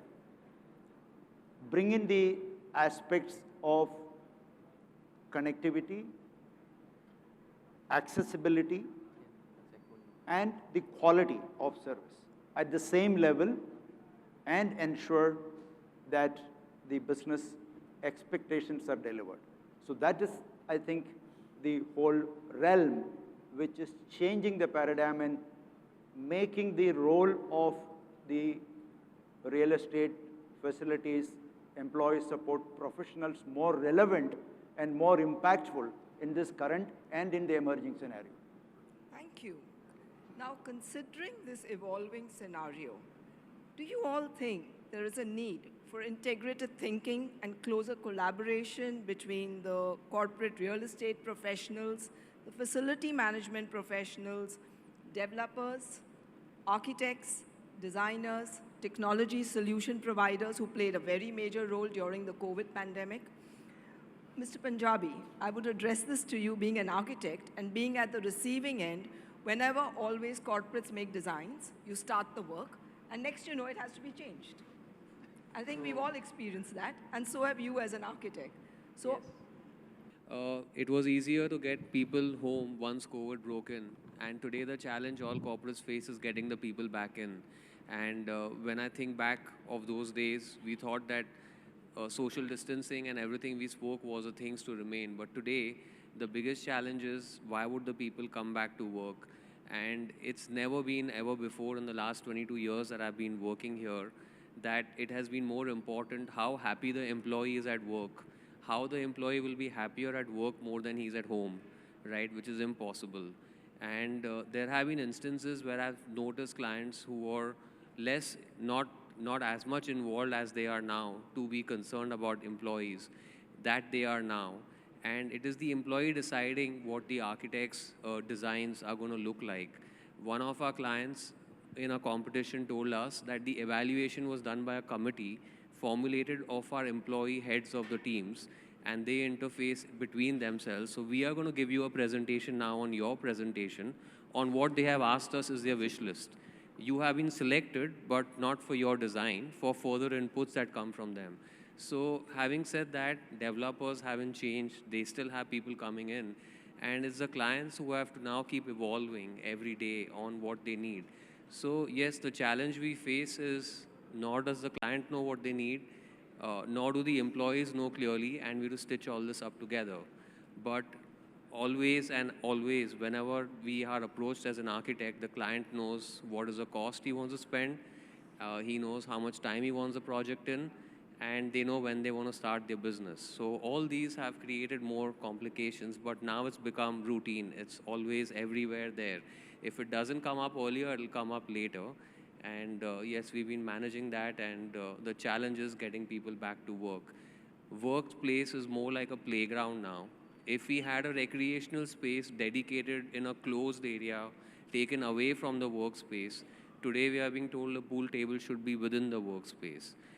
If we had a collaborative space, today one of our clients asked us to create a living room kind of a space as a meeting space. So people feel they're sitting in their living room and working here. And these are things of reality that different people come with different inputs and we take them. And not that one works for another. So it's new ideas with every different client every day. very interesting note that here employees are deciding how they want the office rather than only the clients or the management deciding how they want an office. So definitely there's a huge shift. As developer, Mr. Gupta, how are you seeing the change? Thank you for giving me this opportunity to be here. As far as the developers are concerned, I mean, we were the first ones to get impacted as far as the COVID was concerned. While this entire debate on how much hybrid, what percentage of hybrid is still yet to get settled, whether we are 15%, whether we are going to be 30%, and what impact does it have on the workspace and the requirements, and what kind of spaces that people are likely to now demand from the occupiers. It is also having an impact on us.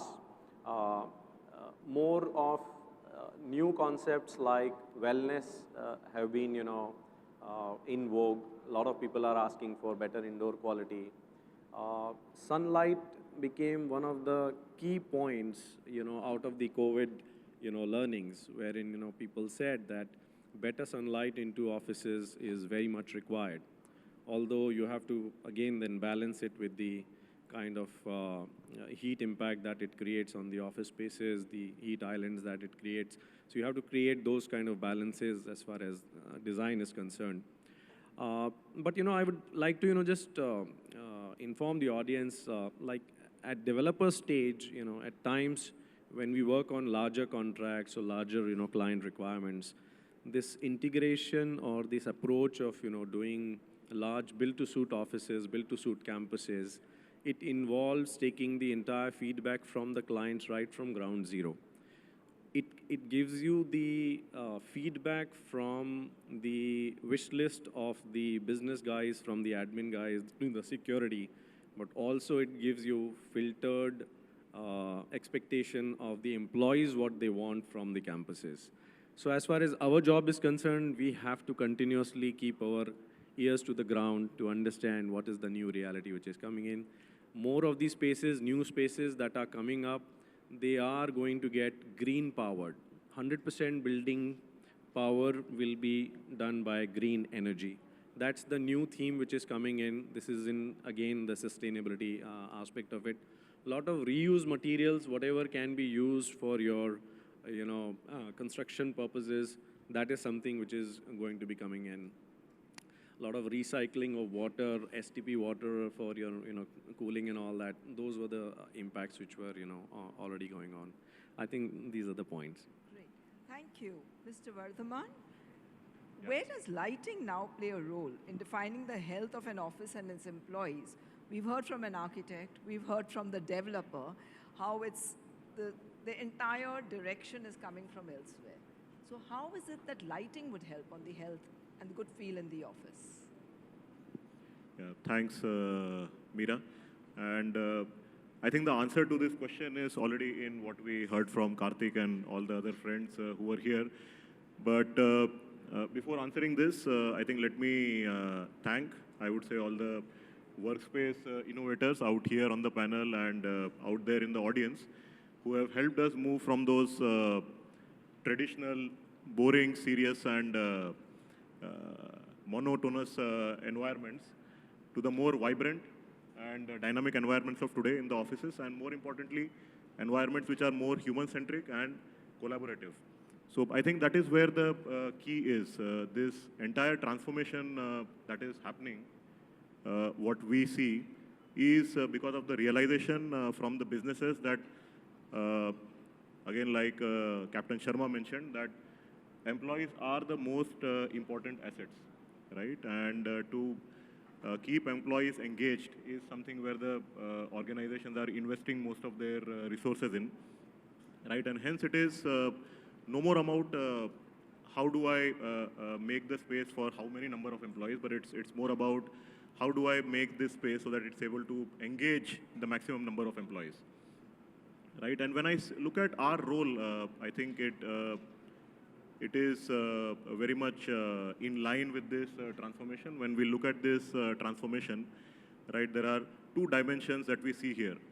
One being the physical transformation, and the second one, as we've been talking, the smart transformation or the digital transformation, right? When it comes to the physical transformation, the new age offices that you walk into or the new age offices that are getting conceived, we see, they are no less than maybe a five-star hotel. You walk into the reception of these offices, and it's like a reception of a five-star hotel.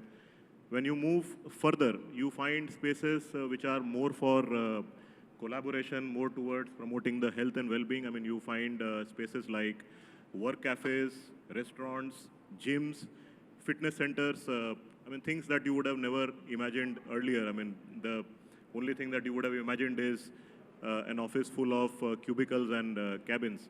So I think that is where the shift is happening, and where our roles comes in this physical space transformation is, we are no longer developing products which you have to figure out how would they fit into your architecture or how would they blend into your environments.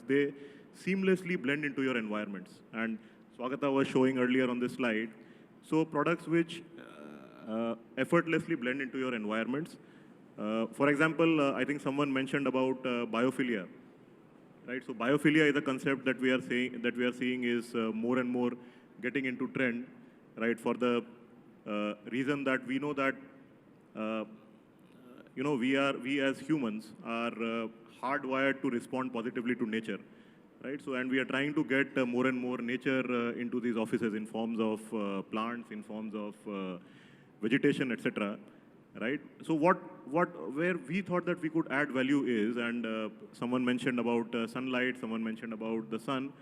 So, where we thought that we could add value is by creating this biophilia as a complete holistic experience, right? Where we thought we could add value is, as a lighting company, how do we bring in the sky and the sun to this environment? And that's where came a product like Nature Connect, right, which mimics the transitions which happen in the sky and the sun throughout the day, right? And hence you get an environment where you are energized and active throughout the day, and also you get better sleep in the night, right? Hence promoting a better sleep-wake cycle and also the well-being.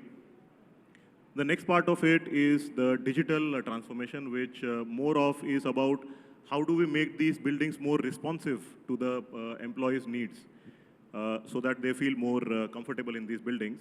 Now, lighting as a service has a huge footprint. Like Swagata also said, it's omnipresent. It's there everywhere, and you can very effectively use it to understand how is the building getting used, the usage, the space usage data, right? The data on environmental parameters like AQI, and you could use all of this data to share it with the systems like the building automation systems, which would then accordingly take interventions to make sure that the building is always healthy and comfortable for the employees, which is what we exactly do with our IoT system known as Interact. So I think these are the two aspects, Meera, the physical and digital, where the change is happening. And we see that this is how we play an important role in enabling this transformation. Thank you. Considering the dynamism with which we all are working, we've already heard the eminent panelists speak about it. In the next 5 years, what are the changes foreseen in the role of the workplace? Workplace. Be it the architect, developer, lighting, and the facility expert. I want to take this because I'll never get an opportunity to have such renowned panelists with me. One is a developer on one side, there's a lighting specialist here, and a renowned architect here on my left. My point is, in the next 5 years, the buzzwords now is hybrid working, sustainability and green energy, and fourth is obviously employee well-being. Now the point is, these are things that are coming back from the West. But the best part, whatever little I know after so many years in this trade, is that energy consumption, 65% comes from air conditioning, and lighting contributes hardly 2.5 to 3% with efficiency. But we love to have our glass all over the place, like Americans and other European buildings, where light is at a premium, whereas in a country like ours, tropical, which light comes free, and that's why can't you all think and create something? Why lighting can create the day lighting artificially, reduce glasses, and create an environment which looks like external light coming in, energy efficient, and sustainability taken care of. Sorry, I don't know whether it makes sense, but it's a thought. Just to add on to the point what Mr. Sengupta said, in this context, if you look at few of the buildings that we have been doing, we have been focusing more on neoclassical finishes, and which contributes, which effectively reduces the loads on the air conditioning requirements because of the ratio that you maintain from the glass versus the facade that we have. I think this is one of the key things when we design our buildings, we are taking into consideration what is the local environment, what is the local climate, which is, is required to do. And I think, this will help build sustainability on a longer, basis. Yeah. Your responsibility now. Well, the next 5 years looks very exciting for sure, because there is no lines drawn by anyone, and most clients are giving all freedom to the architects to come up with creative ideas. What I can imagine is less workstations, more collaboration. AFC won't be happy to hear that, but I think that, that's going to be the take, and lesser meeting spaces, but more collaboration, more in the open, more informal, casual, and that's going to happen. And hybrid work is there to stay. So nothing is definitive. And when you don't know how many people will be there tomorrow or not, and where I will sit tomorrow in my desk, then there is more reasons to be more different every day. And that's what will bring people back in. So I guess that's how it looks to be. As beautifully articulated by all, we don't know what's going to happen tomorrow. COVID hit us all, the pandemic. We didn't even know what hit us so hard. And that brought about a huge change for everybody. Just like the recent disruption, anything could strike again. Are companies really well versed in the processes of crisis management? And what are the lessons we've learned? Mr. Sadanand here has written a book on this, and I'm sure he can enlighten us. Thank you. Again, no, I think I'm... You're loud enough, yes. Yeah. My collar mic is working well. So, just to add one sentence more to what the previous discussion was, what is ahead of us in next 5 years? What we thought ahead of us was in 2018 for the next 5 years wasn't true, right? We found something entirely different. So it will be, guessing as to what it will be. But the world is today at a very interesting space with technology doing so much. We are hearing every day something new about artificial intelligence and robotics and so many other things, bringing in new aspects and new experiences for different walks of life, and I'm sure that that is going to be true for the workplaces as well, right? So, obviously, it is going to be an interesting period of evolution where the builders, the architects, the occupiers and operators would need to clearly evolve as we go forward. So that is the first point I wanted to make. Second, about the crisis. Obviously, crises are part and parcel of life, whether personal or professional. It happens at any time. It comes without warning. But if we look at the larger landscape and some of the past cases of crisis, it can be man-made, it can be natural. To a certain extent, we can be prepared, we can deal with it, we can have playbooks and guidebooks and frameworks written. But when the crisis actually hits you, the experience generally has been that the playbooks and the guidebooks do not really come in much help, and especially if it is something which is completely unprecedented and unexpected like COVID. We already had the experience of actually building the plane as we flew it, right? We didn't know what to do. We kept doing certain things, it worked, and so we kept on doing more things and we moved forward and we completed 2 years. So essentially when we look at an office-related crisis, because I'm limiting my discussion about that within the limits of this panel.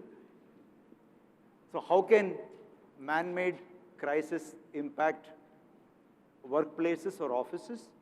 If the developer decides to build a facility or a building at a place which is hazard prone, it is on the fault line, it is closer to a river which is emitting hydrogen sulfide every day, right?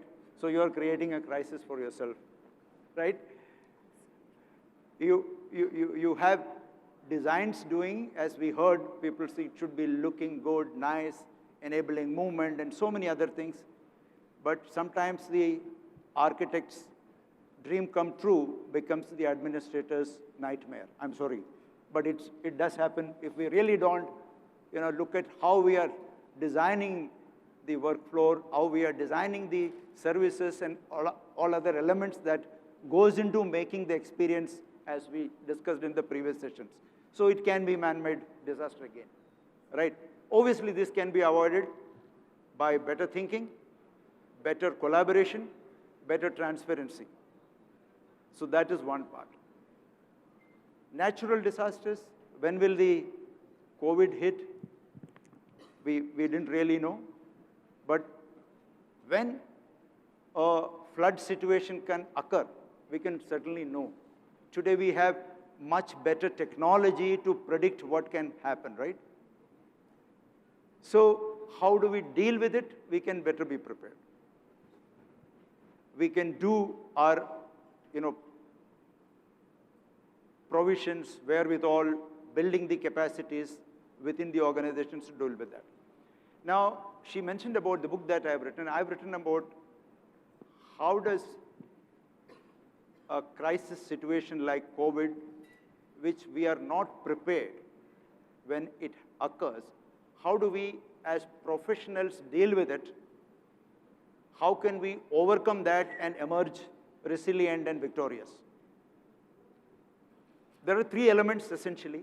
One is leadership, other is how the team plays, which is the team dynamics, and the last one, of course, is resilience of both at the individual and the organizational level. So if we have these three elements playing well, we don't really need a playbook.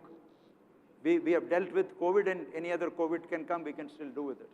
This is what my small thought about crisis management and how it can be dealt as we go. Of course, one more element is that technology will help us manage it much better now, with better predictability, better response ability. Thank you. Thank you. Would anyone else like to add anything more, considering I think all of you all experienced changes during the COVID time and how you all worked, and each one of you would have reacted differently to the crisis.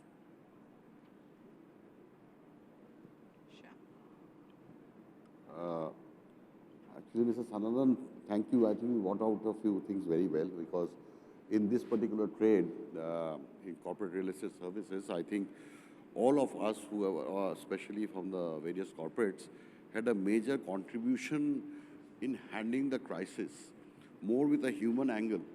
And I think all of you all have put in extraordinary efforts. And I think if you all can, in a forum, just gather it together, and what Mr. Sadanan said, is going to be a fantastic database for how to get things done right. Yes, climate change is the main issue here. We as individuals need to be believing that we need to arrest it. The corporates are coming into this in a big way. Our government of India is committing to a lot of interventions, and there's a commitment by 2070 we'll be carbon neutral. Various organizations are committing to carbon neutrality at various points of time. Some of the multinationals have already become carbon neutral. Some Indian companies are coming at various points of 2030, 2040, and on and on. And so basically, as end users, there are two parts to address carbon neutrality. One is the supply side, and the one is the demand. Demand, when your business grows, the demand grows. So how can we address on the supply side of that? That is where we need to look at. So I think it's a concentrated effort together that we have to work, and our experience that we have gathered in that disruptive stage of the world will definitely help us to think and take things very seriously. In my opinion, sustainability is not just the corporate's responsibility. Each and every one have to think on those lines and believe on those lines. Thank you. Thank you. At this moment, I'd like to thank the panelists. I'm sure the audience have benefited immensely with the insights that you all have shared. Would like to conclude the conversation with a simple thought. Change is the only thing constant in life, and the sooner we all adapt, accept the change, and keep evolving with the situations, the better it is for all of us. As said, in every crisis, look for the opportunity. The recent crisis, the COVID pandemic, created an opportunity to change the role of the office. Thank you, audience. You all have been really wonderful. Thank you. Thank you. Thank you so much, Meera. Okay, I know we are running terribly late, but we have this really sweet book launch that C.T. Sadanand sir has planned for us here today. So I'm just gonna get his books for him. He wanted, I'm gonna give this mic over to him, and he wanted the panel speakers to actually do the honors of opening the book for him.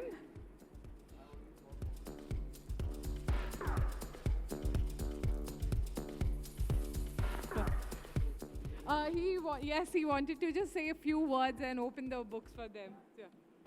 So thank you, ITP, and especially Rashmi and team for giving me this opportunity. This book, as I mentioned in the panel discussion, is a small, treatise about how to manage crisis and what key elements come into play when we deal with operational crisis, as well as when multiple operational crises become a strategic crisis, how do we deal with it? Essentially, there are about 8 experiences which I have gone through, including the COVID-19 response, which I have quoted. And there are lessons at each of the experience which have been brought out. And what I again say is that in any crisis, when you really come to it, no playbook really helps you. It is your leadership, your resilience, your ability to deal with in situ that really helps you emerge victorious. So thank you very much for giving this opportunity. Thank you. Absolute, our honors, You can show the- absolute honors. And I'm going to call on stage Mr. Nitin Sable, who is the Deputy General Manager for Commercial Air Conditioning from Blue Star, and Mr. Mayank Tiwari, who is the Branch Operations Head for Nestle Professional, to please come on stage and do the honors of giving a small token of appreciation. First over to Ms. Meera Diwan. Ma'am, thank you so much for the efforts and the thoughts you put into moderating this panel. Thank you so much. We next have C.T. Sadanandan, sir. Thank you so much, sir, and thank you so much for putting into words your experience and your insights into crisis management. We next have Mr. Vardhaman Jain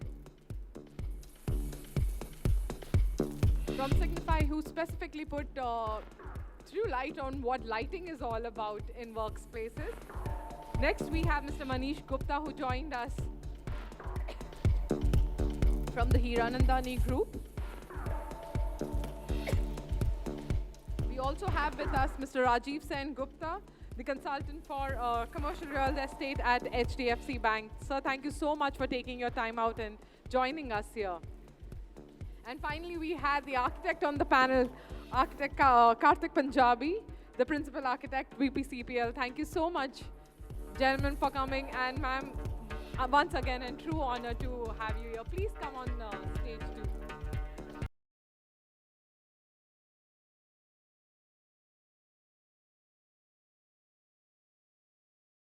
Play AV, please.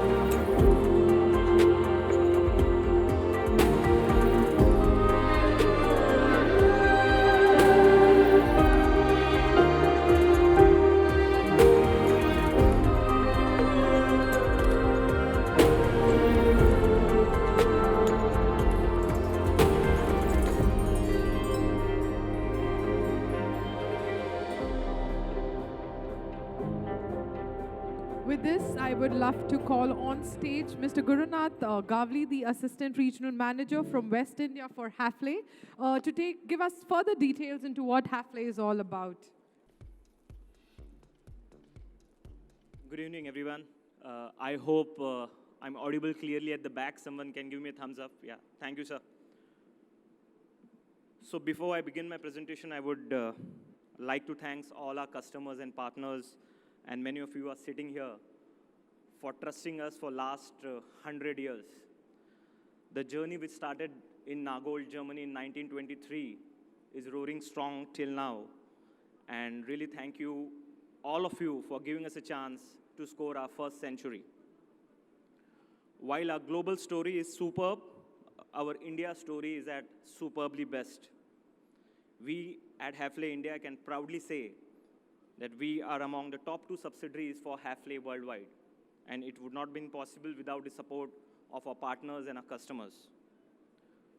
While we have many solutions for interior application for a residential apartment or for hotels, hospitals, etc., today we are going to talk about a range of products for corporate solutions. I have a paucity of time, but I would request your attention for not over 5 to 7 minutes. One of our biggest strengths basically is to give you solutions for various applications. And that's the freedom we give to our customers, that you don't have to rely on various partners for different products. We at Hafle can give you a range of solutions and application and product under one umbrella. And hence, we have product solutions for door solutions, sliding solutions, automatic walls, furniture solution, kitchen solution, appliances, lighting surfaces, and water solutions. We'll quickly go through the range of products from our door solutions, wherein we have automatic door solution which goes into an entrance of any offices. Sliding system, we have n number of sliding systems in our range. Door hardware for all your glass door, wooden door, and style door hardware as well. The range of sliding, acoustic sliding wall in the video which was just played before that, I know it was given a far more importance because the product is actually a very top runner when it comes to the corporate ecosystem. These are a few of the images of the product.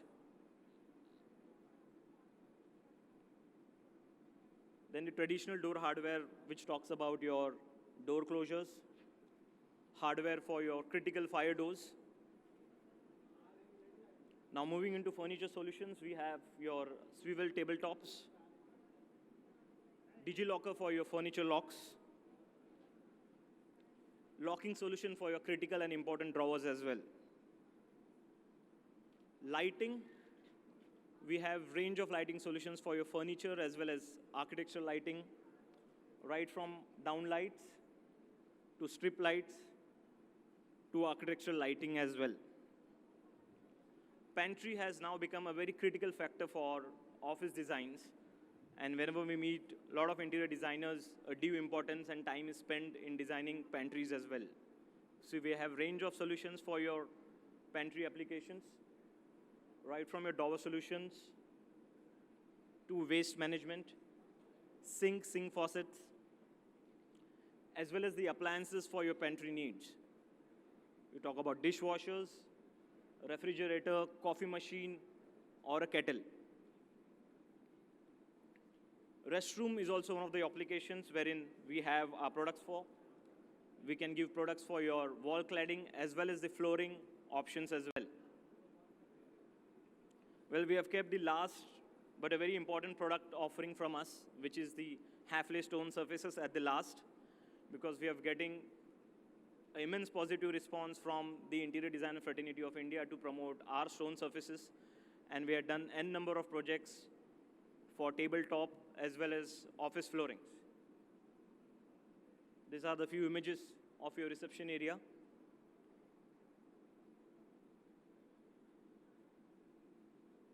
Well, the product can be also used on your facade as well. These are few of the client lists which we have been part of, and we eagerly wait to add many more, in coming times. And this was not possible unless and until we have a strong backup from our design team who helps us in various design challenge and value engineering. So actually speaking, 5 minutes is far less a time to actually give you a glimpse of what product solutions we have. We have design centers of Hafele spread all across India, but especially for those who are in Mumbai, we request you to please do visit our design center, which is based in Mahalakshmi. I'm sure you're going to have an enriching experience when you visit our stores. So with this, I'll end my presentation here and over to the host for the next proceeding. Thank you very much for patient listening. Thank you so much, Mr. Gavli. While we put the chairs back in, we'll just play a quick video for Blue Star. मैं कर्मी हूँ, भयंकर कर्मी।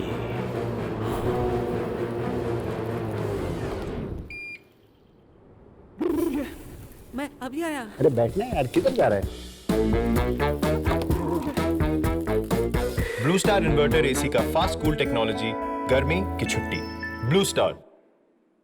The moderator of this panel is Captain Rajesh Sharma himself, and the topic of this panel is the changing nature of work and the workplaces.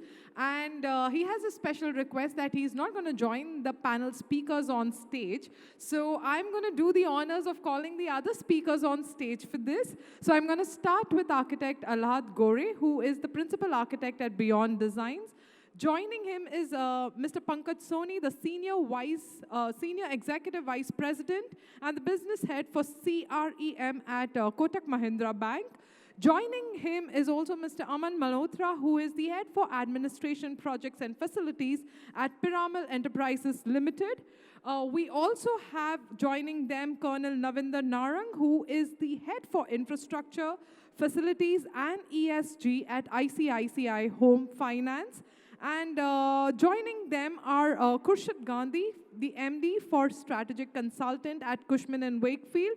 And finally, on board this panel is Nitin Sable, the Deputy GM for Commercial Air Conditioning Division, Blue Star Limited. So I am going to quickly call each of my panel speakers on stage, and I'll have my moderator somewhere with y'all in the audience, actually. So I guess he's going to surprise y'all with that, but I'm going to give this mic over to him. So I think interesting, our topic itself was changing nature of work, and we thought we'll change something. Why do moderator need to be at this stage? I mean, you don't need to see me. I believe you need to listen to us. So thank you so much, Rashmi, for introducing us. What I'll do is, like I always say, there is a story, but in the interest of time, I'll not start with a story, I'll end with a story. So one thing which I heard today while I was having a cup of tea at Nestle counter, someone said that if you use yesterday's tool in today's business, you will be out of business tomorrow. So I think that was pretty powerful, and which was obviously a reflection of the fact that change is one thing which is inevitable. We all know change is the only thing which is constant. The problem is we are not ready for the change. And I think keeping that as the basic frame, I thought, let me start asking a few questions with our panelists there. So my first question, I mean, how come all of a sudden we are talking about change? Change is always there. I've been in the industry like 30 years plus. Every time I see there's something changing. But what is that so different that these days everyone is talking about change? We have heard a lot about COVID and unfortunately the positives and deltas of COVID. But beyond that, I mean, in our day-to-day functional, what is the change what we are referring to? So what I'll do is I'll start my first question, and this is about this change. So maybe Pankaj, since you represent a company with a number of people, pan-India presence. I mean, when we talk about this change, what is this change? What change you have seen in last few years? Over to you, Pankaj.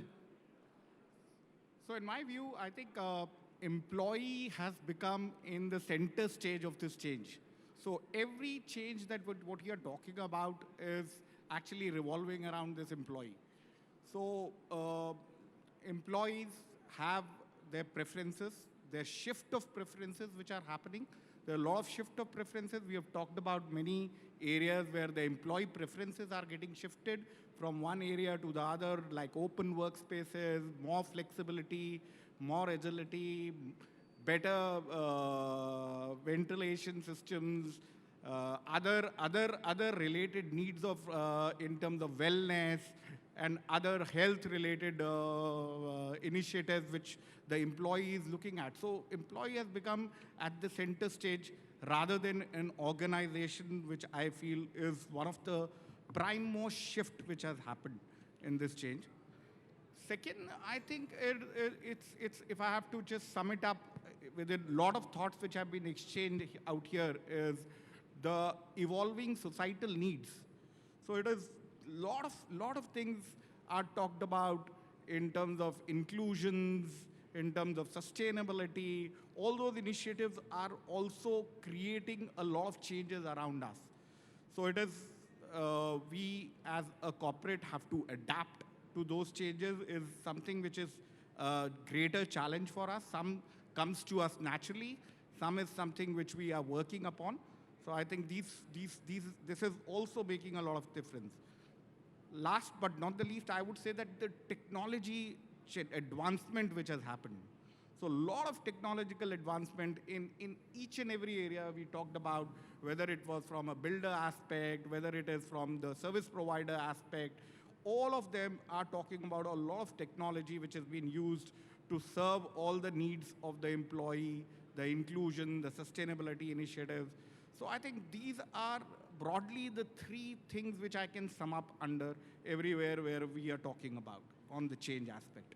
Thank you so much, Pankaj. Captain, one second. So I was saying that, while he spoke about the changes in the workplace, what about this change that the moderator is not sitting among us and moderating us from sitting somewhere in the crowd? So, that's also a change which is happening, and, we are enjoying it.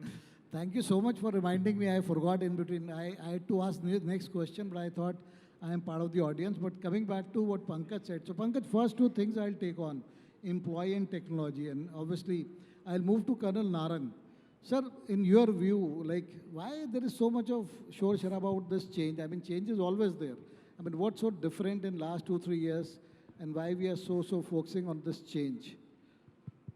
This is also a change. Mike is there, but okay. I got a question. So just to take back, in the prehistoric times, there was a civilization of dinosaurs. I wish you all know. I hope you all know. There was a huge asteroid which came and which triggered that change, and after which there were no dinosaurs. So here is a small virus that came in, and this has triggered the change, which probably will see us for future. Now, the problem is, how do we see this change? उसमें तीन चीज़ें आती हैं, if I can say in Hindi. First is, क्यों करना है change, which is now pretty much clear after 2 years. Second is, क्या change करना है, which I think the panels before us have enumerated, And third, which we now need to think is, कैसे change करना है. Now, this is a very difficult question which the industry is actually struggling with. One way is to see, अच्छा अपना office ठीक कर लेते हैं, अपना building ठीक कर लेते हैं, but what about the ecosystem? We've talked about sustainability.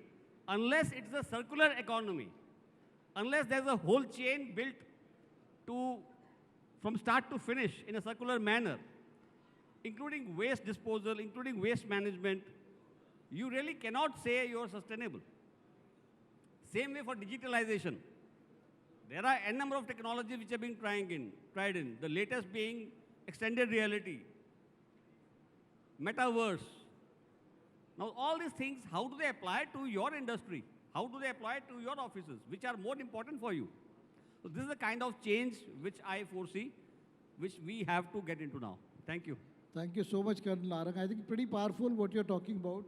Basically, why, what, and how. And I think we'll definitely come to this. If I need to really summarize what I've heard Pankaj and Colonel Narang talking about, like they say, when we are kids, we are given pencils. When we grow up, we are given pens. I mean, there has to be a logic, and the logic is simple, that when you grow, you're not supposed to make mistakes.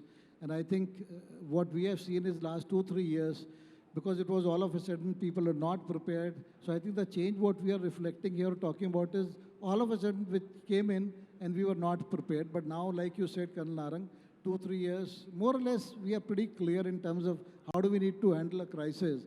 And I think that's how I summarize that this change is definitely important and slightly different than the changes in the past. So perfect point. Thank you so much.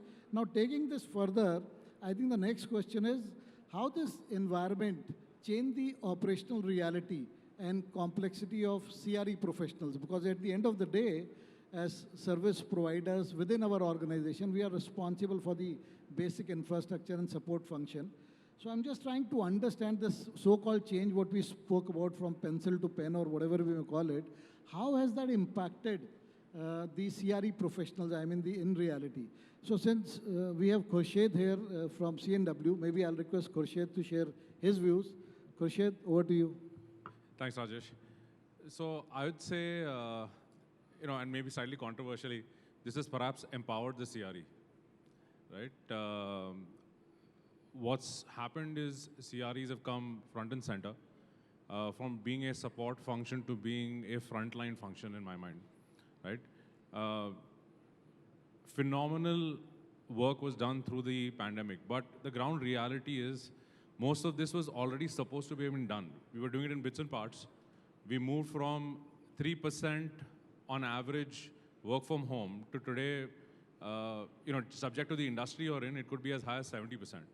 If you look at spaces in Bangalore today, say what you will, whatever the developers are saying aside, and there are developers in this room, IT parks are no more than 35% occupancy.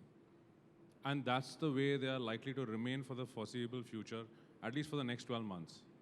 Now, organizations can take a hard call, and certain organizations in India have taken a hard call and said, come back to work. And I can tell you those organizations who've come back to work have done phenomenally well, right? People love working together and doing more. They're seeing increase in more than their pre-COVID baseline productivity. They're already tracking that. However, whether you like it or not, WFH is here to stay. Technology is here to stay. Initiatives on safety are here to stay. Improvement in the fact that mental well-being is a critical part of people's welfare is here to stay. And these are things that we didn't give too much focus on earlier, which we are giving focus on today. And frankly, it's not people say it's the millenniums. It's not them. It's all of us. We benefit as much as everybody else, right? And, I love the fact that now I have more breakout spaces than I did earlier, right? My team loves the fact that, we've been cabinless for the last 15 years. But it's a huge cultural difference for a lot of our peers, right? They made the shift as well. But the ground reality is, if you don't change the way you work, and I keep saying, and I'll take something from Colonel Narang, right? Change is a constant, but sometimes you need a big kick to get it going, right? And this may be the asteroid from space. Thanks. A great point, and thank you so much. This work from home, especially people who have come from HDFC Bank, they need to go back and tell the management also that the people at these levels, they talk about work from home. We don't have a work from home in HDFC Bank. So I just thought maybe through them we can remind them. But again, coming back to what you said, pretty powerful, 3% to 70%. I'm sorry, but I'll again come back to Colonel Narang on this. Sir, what we heard is in terms of these changes in our lives, I just need to know your views. How do you look at it, this change? Colonel Narang? Well, I feel CRE professionals and leaders in the CRE industry, they need to not only be part of change, they need to be spearheading change. Because the reason is our business side of the industry still focuses more on business, and rightly so. But along with that, there is a huge need for the business side to start understanding two significant aspects, rather three. First is the digital transformation side of business. That also has to encompass the CRE part, the facilities management part. Second is the sustainability part, the ESG part. Now things are getting serious. It's about the planet Earth. It's no longer about your home or your office. And third is the wellness part. Now, if these three things have to be looked into, I'm of the personal opinion, at the current stage, no or very few corporates are at the right poise or the right stage to implement all three things together in the right frame of things. So we really need to augur that kind of a culture. So coming to culture, the culture right at the top has to be created, and that can be created by each of us becoming an agent of change. So that is about the culture. Second thing is about the mindset, or I would say the heart set, because now things have to come from the mind to the heart and get connected. So the integration is also supposed to be here. Once you do that, you will automatically feel the need of the employees, of the colleagues, of the stakeholders to implement what you must. That's all. Thank you.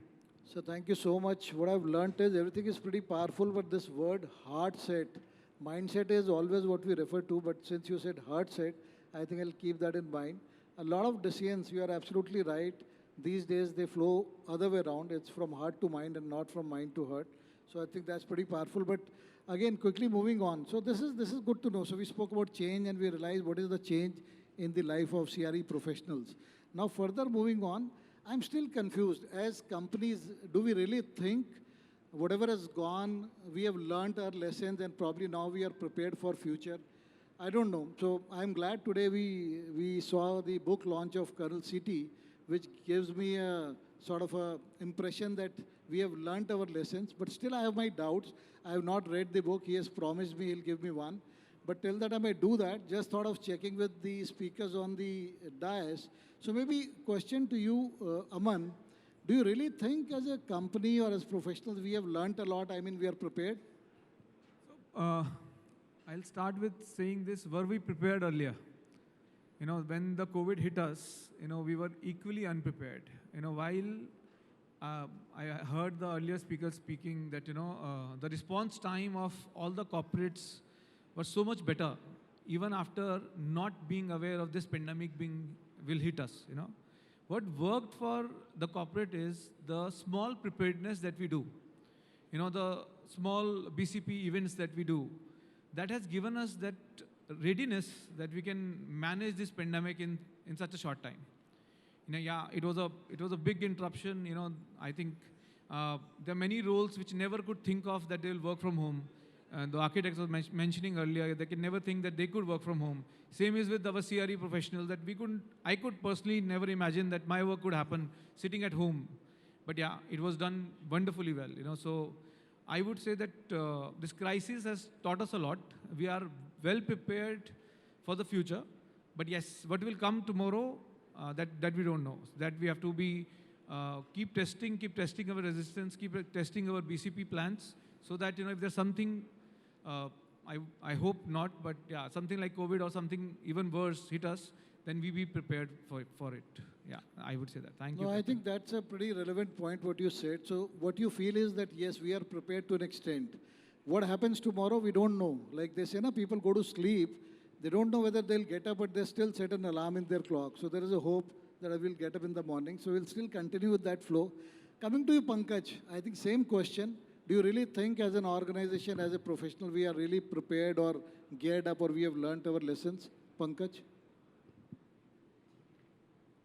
You know, during my MBA time, we were taught that any kind of a crisis management, you have some 5 to 6 steps that you need to follow.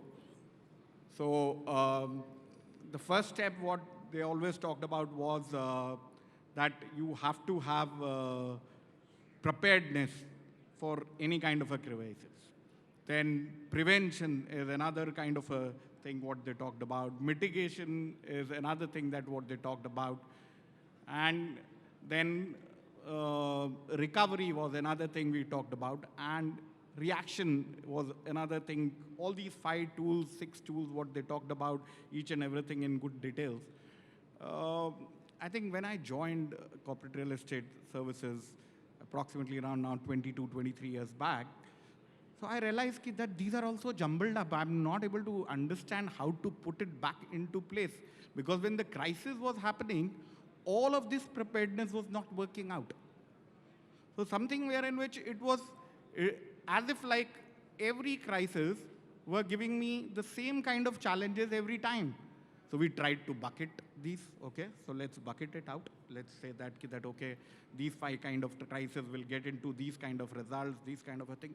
So having done up till now, from last 21 years, I don't feel that I have a flow in which a crisis can be managed inside any organization as of now, what I have witnessed.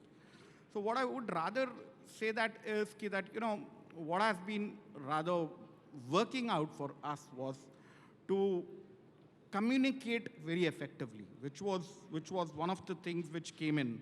That communication becomes so critical in our thinking. Once you communicate effectively, so you do not know who are all the affected stakeholders.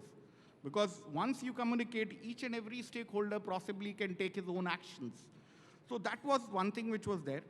And the role of leadership also, as we talked about earlier, also came into existence because, being very rigid, being very not being flexible was one of the things which possibly leaders come across during this stage, which we felt that this is somewhat a greater challenge. We have to be more rigid, we have to be more flexible in that kind of an approach where we are going through that crisis period. So leadership was another role, and I think of all the other lessons that I have learned, I would say that being patient is one of the things that is very important, because sometimes, as we said, time itself actually gives us the way out, as it has done in pandemic exercise. So it's like somewhere across, we felt that patience is another virtue, which is very much important in any kind of a crisis situation. So that's my take for it. Thank you so much, Pankaj. I think it's a tough one. Patience, I don't know how do you really describe that. Even when we go home, like we struggle to have that patience, somehow we don't get that. But anyway, I think that's pretty powerful. What I'll do is quickly, during this time frame especially, we heard a lot about air conditioning, and there is so much of hubbub about air conditioning, flow, viruses, different filters, and like everyone was so confused. So I just thought, since we have Nitin also on the panel, Nitin, what's your view? I mean, what's the reality? Is just to get more business, we keep denying people that, okay, guys, if you don't change this filter, you guys will die? Or there is some reality? I mean, where are we? Hello? So this has become a really important subject post-COVID. Of course, there is a lot of reality. I'll just share my recent experience. I came across one client wherein some air conditioning was provided, and he said, Nitin, look, some of my employees are complaining. We are not feeling well, some drowsiness kind of thing. And it was very rare. In my 20 years of experience, there was one client who came in to ask me, this is the real problem. Can you analyze it? So we did an indoor air quality audit. And to my surprise, we found out that the CO2 level in his office were beyond the permissible levels. Like generally it is from 500 to 1200 ppm, but in his office it was somewhere 2000 ppm. So this is a real problem, and which has to be addressed. It is not something like as a developer you have to give a good office to employee just for a namesake or on the paper that I am installing a well standard and giving it to my people. But on the reality front, it is the much requirement of today's need. Today's generation people talk about. I have not seen people 5 years back, your employees coming to any HR person saying, I'm not feeling well because of air conditioning. So things have changed, and accordingly the solutions have changed. So these days people are using high level of filtration level, like people are going right up to HEPA filters, thinking about HEPA filters, treated fresh airs. This kind of solutions are also available in the industry. So that is point number one on the filtration level. People are also concerned about the thermal comfort, like what kind of temperature I am getting, whether it is in the range of 20 to 24 or beyond 24. So there we have to have a controlled kind of temperature. So we have got technologies, we can give the accurate kind of temperatures, point number one. And point number two, again, is the flow of the temperature, as you asked. Many people say, ki AC to acha hai, lekin I'm not feeling comfortable. It is just hitting directly on my head. Or maybe you go in somebody's meeting, you'll say, yaar, tumhara AC directly maar raha hai, just hitting me. So various types of airflow regulators are available. Various types of indoor units are available, by which you can give the comfortness to this particular thing. So this is, all about giving the comfortness to the employees. I would like to touch upon this point, air conditioning, as some of the, in the earlier panelists told, is a very, very important subject in the entire office space because it consumes almost 60 to 65% of energy cost. So these days, from the developer side, owner side, people are thinking about the overall life cycle cost. It is not about initial cost or maybe running cost. So it is like combination of initial cost, your running cost, your operating cost, and thereby you can save the energy. And overall, when we talk about sustainability, there it comes into the picture. So these are the points, actually, when we talk about changes in the air conditioning design. Thank you so much, Nitin. I think the cost was one part which I was about to ask, you have clarified. So Alhat, coming to you, and I think in the same tone, AC is one part of it, but when we talk about the overall office infrastructure or designing, I mean, what's your take? What has changed? Talking about HEPA filters or UV light in AHU is still talking in the micro scale. Are we really looking at a macro scale is the question, and this question goes to all the clients who are present here. And since I am probably the only architect on the panel, I have 4 points. One is, are we looking at UFAD as one of the systems?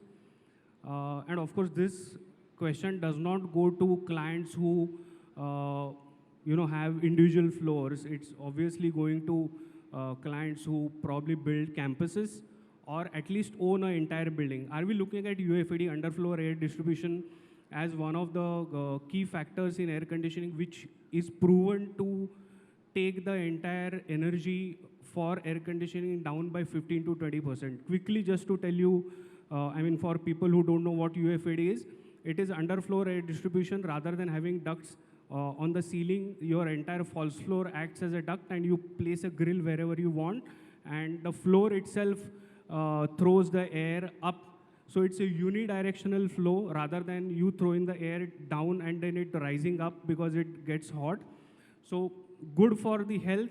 It consumes 15 to 20% lesser energy. We've done almost about 500,000 square feet for a large IT client in Hyderabad, and it's proving well. Second, are we looking at a hybrid air conditioning system where a part of it is still UFAD and a part is on top? How that happens is you take the air from the floor, take it into the workstation, something for AFC guys to work upon. It actually, there is a air beam which rises from the floor into the workstation and you get personalized air. I know personalized air is also not good, but of course there are ways and means to cater to that. So by doing that, you again reduce the energy that is consumed for the, and the systems are available. There are a couple of offices in India which have been designed and executed on this principle. Third is geothermal. Are we talking of geothermal in any of the projects? Not many. So this is something that needs to happen. And radiant cooling. Nitin, please correct me if I'm wrong. If I'm wrong, please do share. We will still work together, don't worry. So you are explaining like an HVAC expert. Radiant cooling, again, my humble request to all the clients who own large office spaces, why are we not looking at radiant cooling either during the construction of the building or post-construction? You can still do it over the PCC.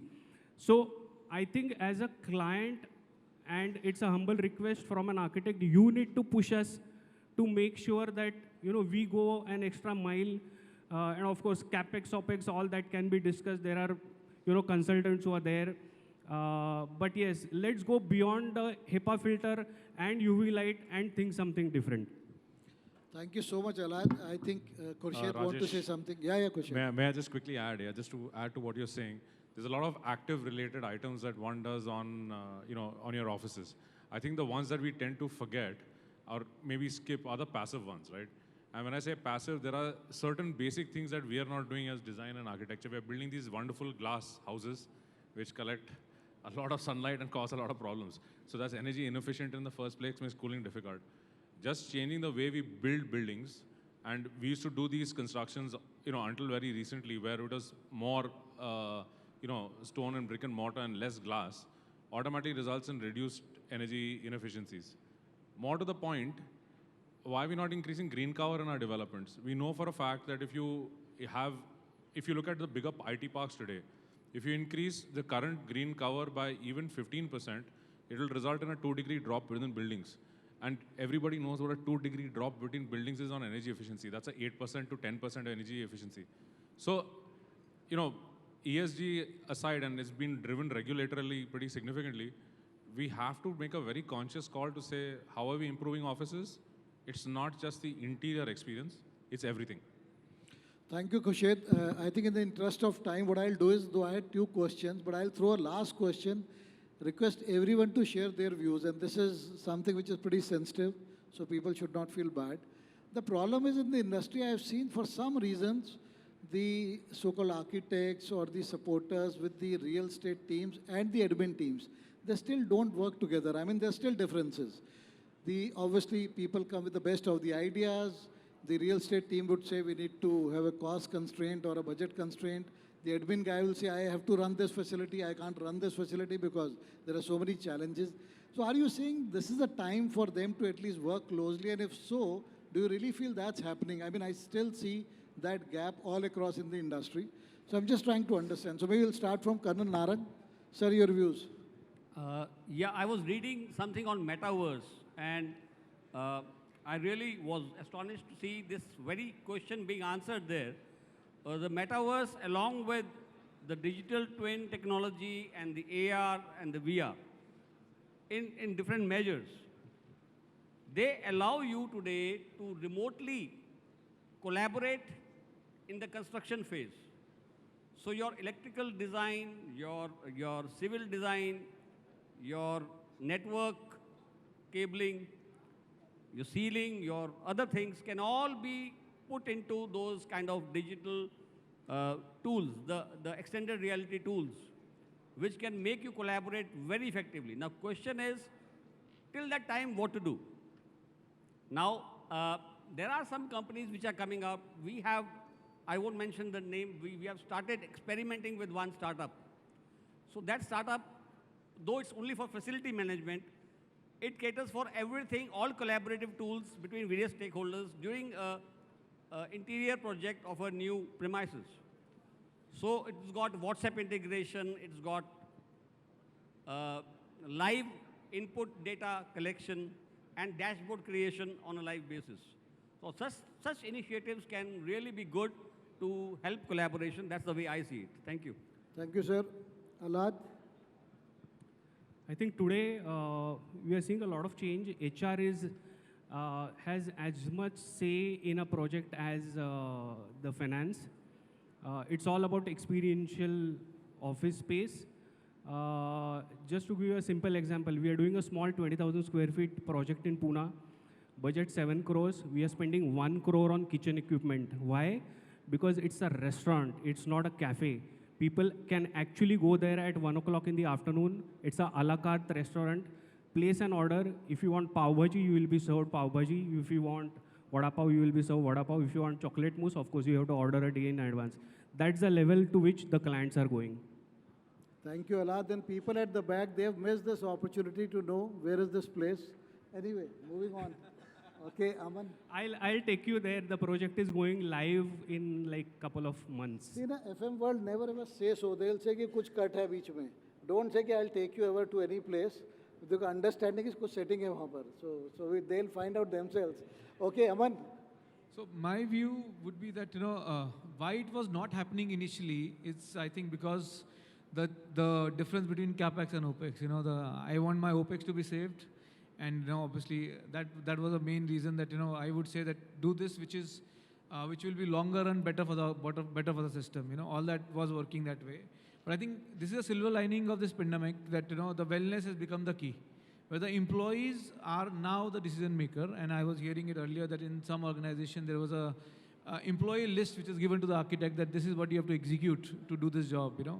So I would say that this is changing for a very, very good, So now the employees are equally involved in the decisions. The architects are equally involved, and so does the developers. So it's going for good, yeah. It's going in the right direction. Khurshed, your views? Khurshed is stuck now. He's thinking which way I should. No. The problem is I'm trying to tone down what I want to say. So I think here's the problem, right, that we've historically faced. We've, up to, I would say, the late 2000s, office spaces have still been very industrial thought process, right? It's a production line, we have people in, we have people out, we give them the basic, okay, somebody wants to leave, give them a little more salary. Okay, somebody is high position, we'll give them a cabin, we'll give them a seat. Set model, it's not changed. In China, it's so bad. Who you are is defined not only by where you sit, what size your desk is. So if your desk is 2 millimeters bigger, you're higher up in the hierarchy. So it's like that, right? So that model hasn't, we've had variations of that. Fortunately, I would say, it has now become more people-centric. But we can't take our foot off the gas, right? Regulatorily also, we're being pushed to do it. Our government has taken very clear, goals for 2070 through ESG. We are heading towards net zero. It's very, very heartening to see what we're doing on solar energy, right? By 2030, I can tell you 60% of our power will be driven by solar energy. And this makes a huge difference to office parks because we are investing in office parks. Now, there are regulatory issues. Solar power is still more expensive to purchase than than other power, though it is cheaper to generate. But they're all getting sorted. Do I see a future which is better? Absolutely. But I think we as professionals need to keep pushing and not, get complacent. Otherwise, we'll have another meteor hitting us. Okay. Pankaj? Well, Captain, very valid point you have raised. And I think the answer to this is not very simple because some of the things, it is really very difficult to change. But I would say that, yes, there is a lot of collective efforts which are required by all the stakeholders. It is not corporate on one side or a builder on the other side or the service providers. All have to understand where we actually want to go. There is a trigger which has already happened. There was a lot of awareness which was already there. So it's not that. But the trigger has actually made that thing come up front. So this is something which we are talking about, which we are just hearing out there and here everywhere across. The buzzword is flowing in. So, but I think still the action, real action will come when all of us come together and define some boundaries to it. Because right now it is endless. Okay. So it is my opinion about it. Great, thank you so much. Last, Nitin. Yeah, so I think so, as Sir rightly mentioned, that we have to come together, put collaborative efforts. My viewpoint is coming together at the right time is something very important. Creating a problem and then coming together to solve the problem, it doesn't make sense. So maybe for any kind of projects, all the stakeholders should be there at the right time to take the right decisions. Thank you Thanks. so much. I think this right time is what I'm referring to, whether this is now or probably we still need time. But anyway, we'll close this. Like I said, between you guys and Bar, they were the 6 people. Thank you so much for the patient listening. But just to summarize, I think undoubtedly there is a change. Undoubtedly people are accepting the change, and undoubtedly there is a better coordination between RE professionals, or I would say admin or infra teams and the support teams. Like always, I can't finish without a story. I said I'll have the story at the end, and this is this time for the people standing at the back. Vibhor sir, can you hear me? No, this was just a mic check. Okay, you can hear me. So I think story is pretty simple, and this has nothing to do with the topic also. So we have 2 gentlemen here, Nixon Pereira and Hemant. Can you just stand up, please? The reason I want you to see them, they are schoolmates, like they are first class classmates, and till date they are working together. So that's to begin with. A round of applause for them, please. Okay. And the reason and specifically I said the stories for the people standing at back, and this is the reality I've learned from them. Last, I don't want to talk about their age, whatever, 30, 40 years, they look pretty young. They've been so close to each other. They've been successful also. The reason is pretty simple. दोनों बदमाश हैं, इसमें तो कोई doubt ही नहीं है, and that's the reason they work in my team in HDFC, so that's one criteria. But right from childhood times, once they decided to bunk a school, now the challenge is they didn't have chuttis left because chuttiयाँ तो सब ले लेते थे, so how to bunk a school, and they planned a strategy. And the strategy was so simple. What they did was, in the night they went to school, they pushed 3 goats in the school, 3 goats. एक गोट के ऊपर लिखा number 1, एक पे लिखा number 2, और last पे लिख दिया number 4, and they disappeared. So as expected, next day everyone came to the school and suddenly people realized because goats were there in the night, so there was a smell coming in. So they said, let's look for what's going on. So next 10-15 minutes they figured out एक बकरी मिल गई, उस पर लिखा हुआ था number 1. थोड़ी देर में they still felt it's still there. They figured out the second goat, which was number 4. And then they found the third goat also, which was number 2. By then the whole school came in. Now the challenge is, where is that goat number 3, which was never there.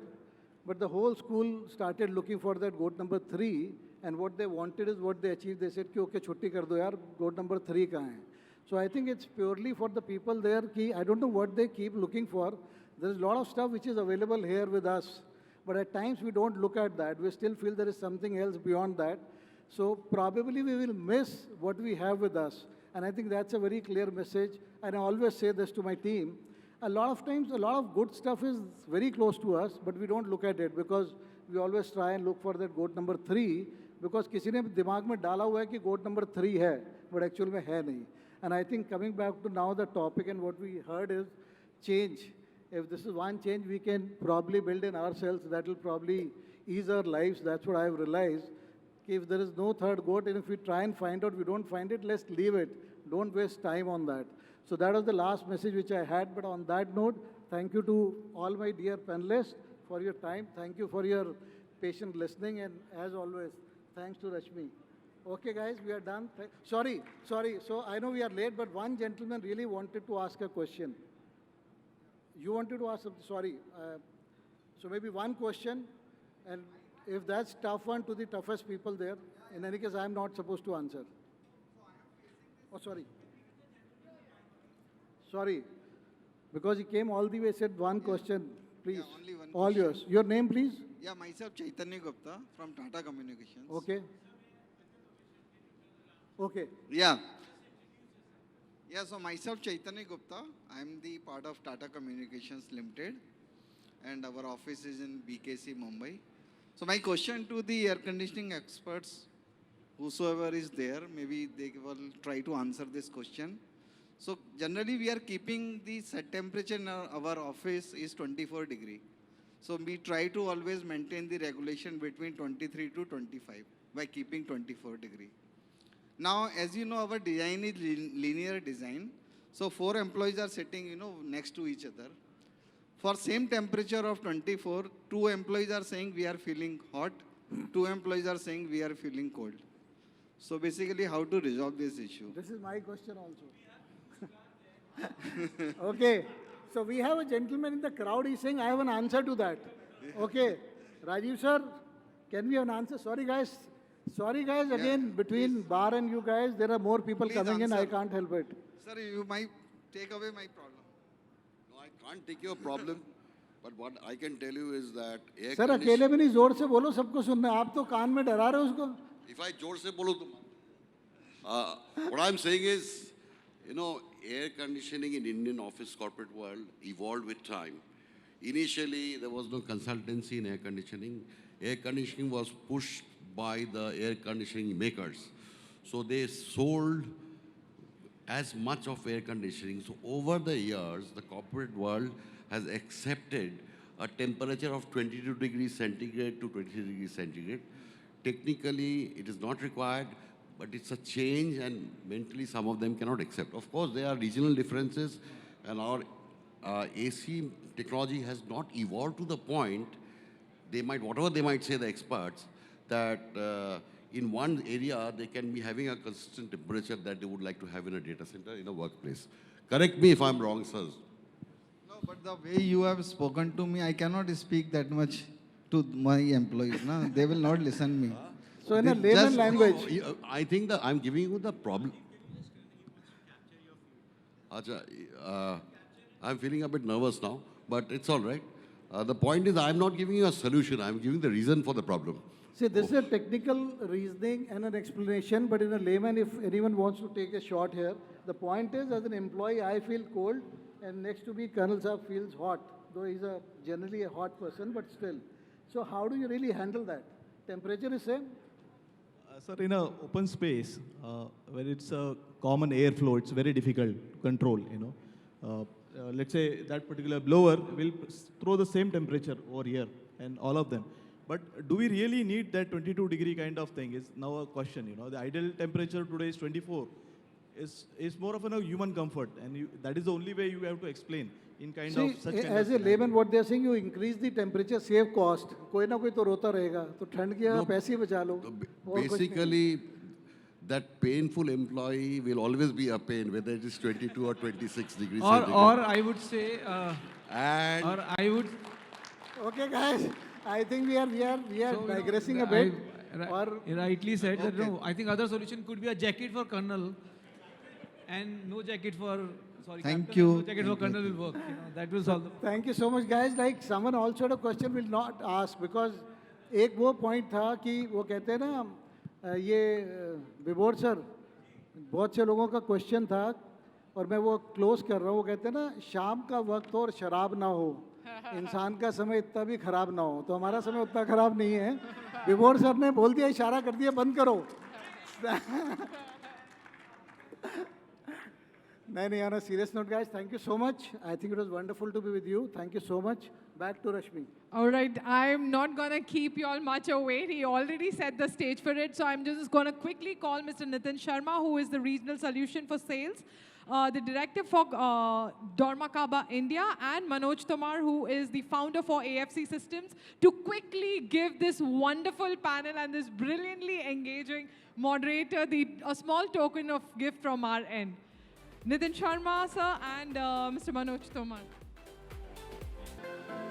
We next have the small token of this for architect Alad Gore.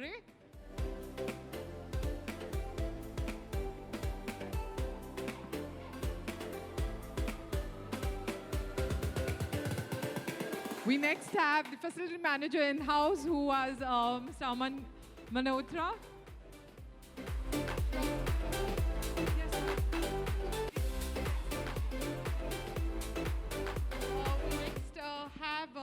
The small token of appreciation for Mr. Khurshid Gandhi, who is the Managing Director for Strategic Consulting at Cushman & Wakefield.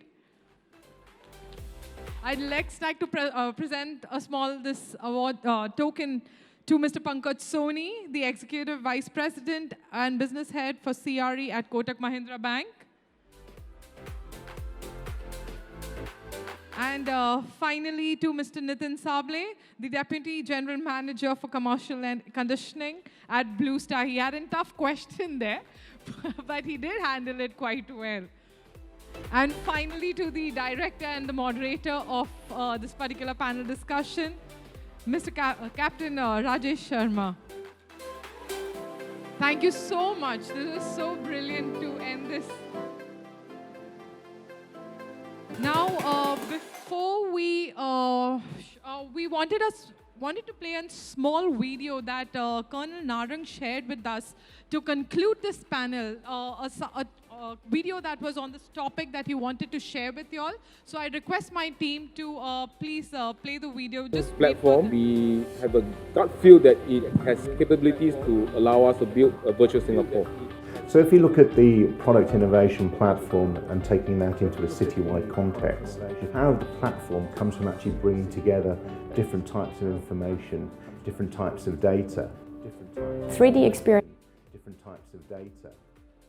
3D Experience City can improve the life and the quality of life and planning in Singapore significantly because it creates unique data referential. And furthermore, it offers a design environment, an authoring environment in which you can simulate if-when scenarios within it. Once you have data and you tag them into a 3D map, that allow us to visualize some of this data and spot patterns, smart trends that can actually help us, especially in Housing and Development Board. This will further improve the way that we plan and design our towns and estates. We developed the National Science Experiment to capture the urban environmental data and allow our students to gain insights from the data collected. We can stream the data into Virtual Singapore and have it represented in the virtual world. We're measuring temperature, pressure, humidity, light, noise levels, infrared temperature, as well as motion and counting steps. It's really useful as an analyst to look at the data in 3D because we end up having broad questions which we can then drill down and see the details using such a platform as the Virtual Singapore platform. We have seen a large amount of interest from other cities across the globe as to what is actually going on here in Singapore. We're trying here with this project in particular to harmonize product, life and nature in order to arrive not only at a, let's say, smart city, but more importantly perhaps as a more sustainable, smarter living. This was just a glimpse of so-called the future smart cities. And we're talking about smart offices. I think if Singapore as a country, as a small entity can do it, we can hope one day that our own BMC in Mumbai will be able to come out with something like this in future. Thank you. Thank you so much. Now, just one final, we have this honored felicitation that we'd love to felicitate here an individual who's given and contributed so much to the industry.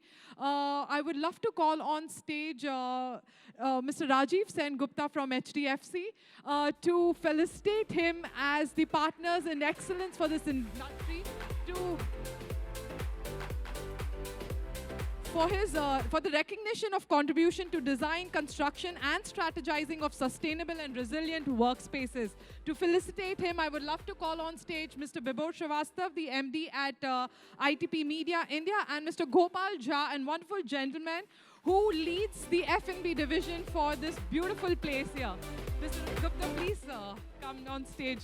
We would love to felicitate you with this honor, sir.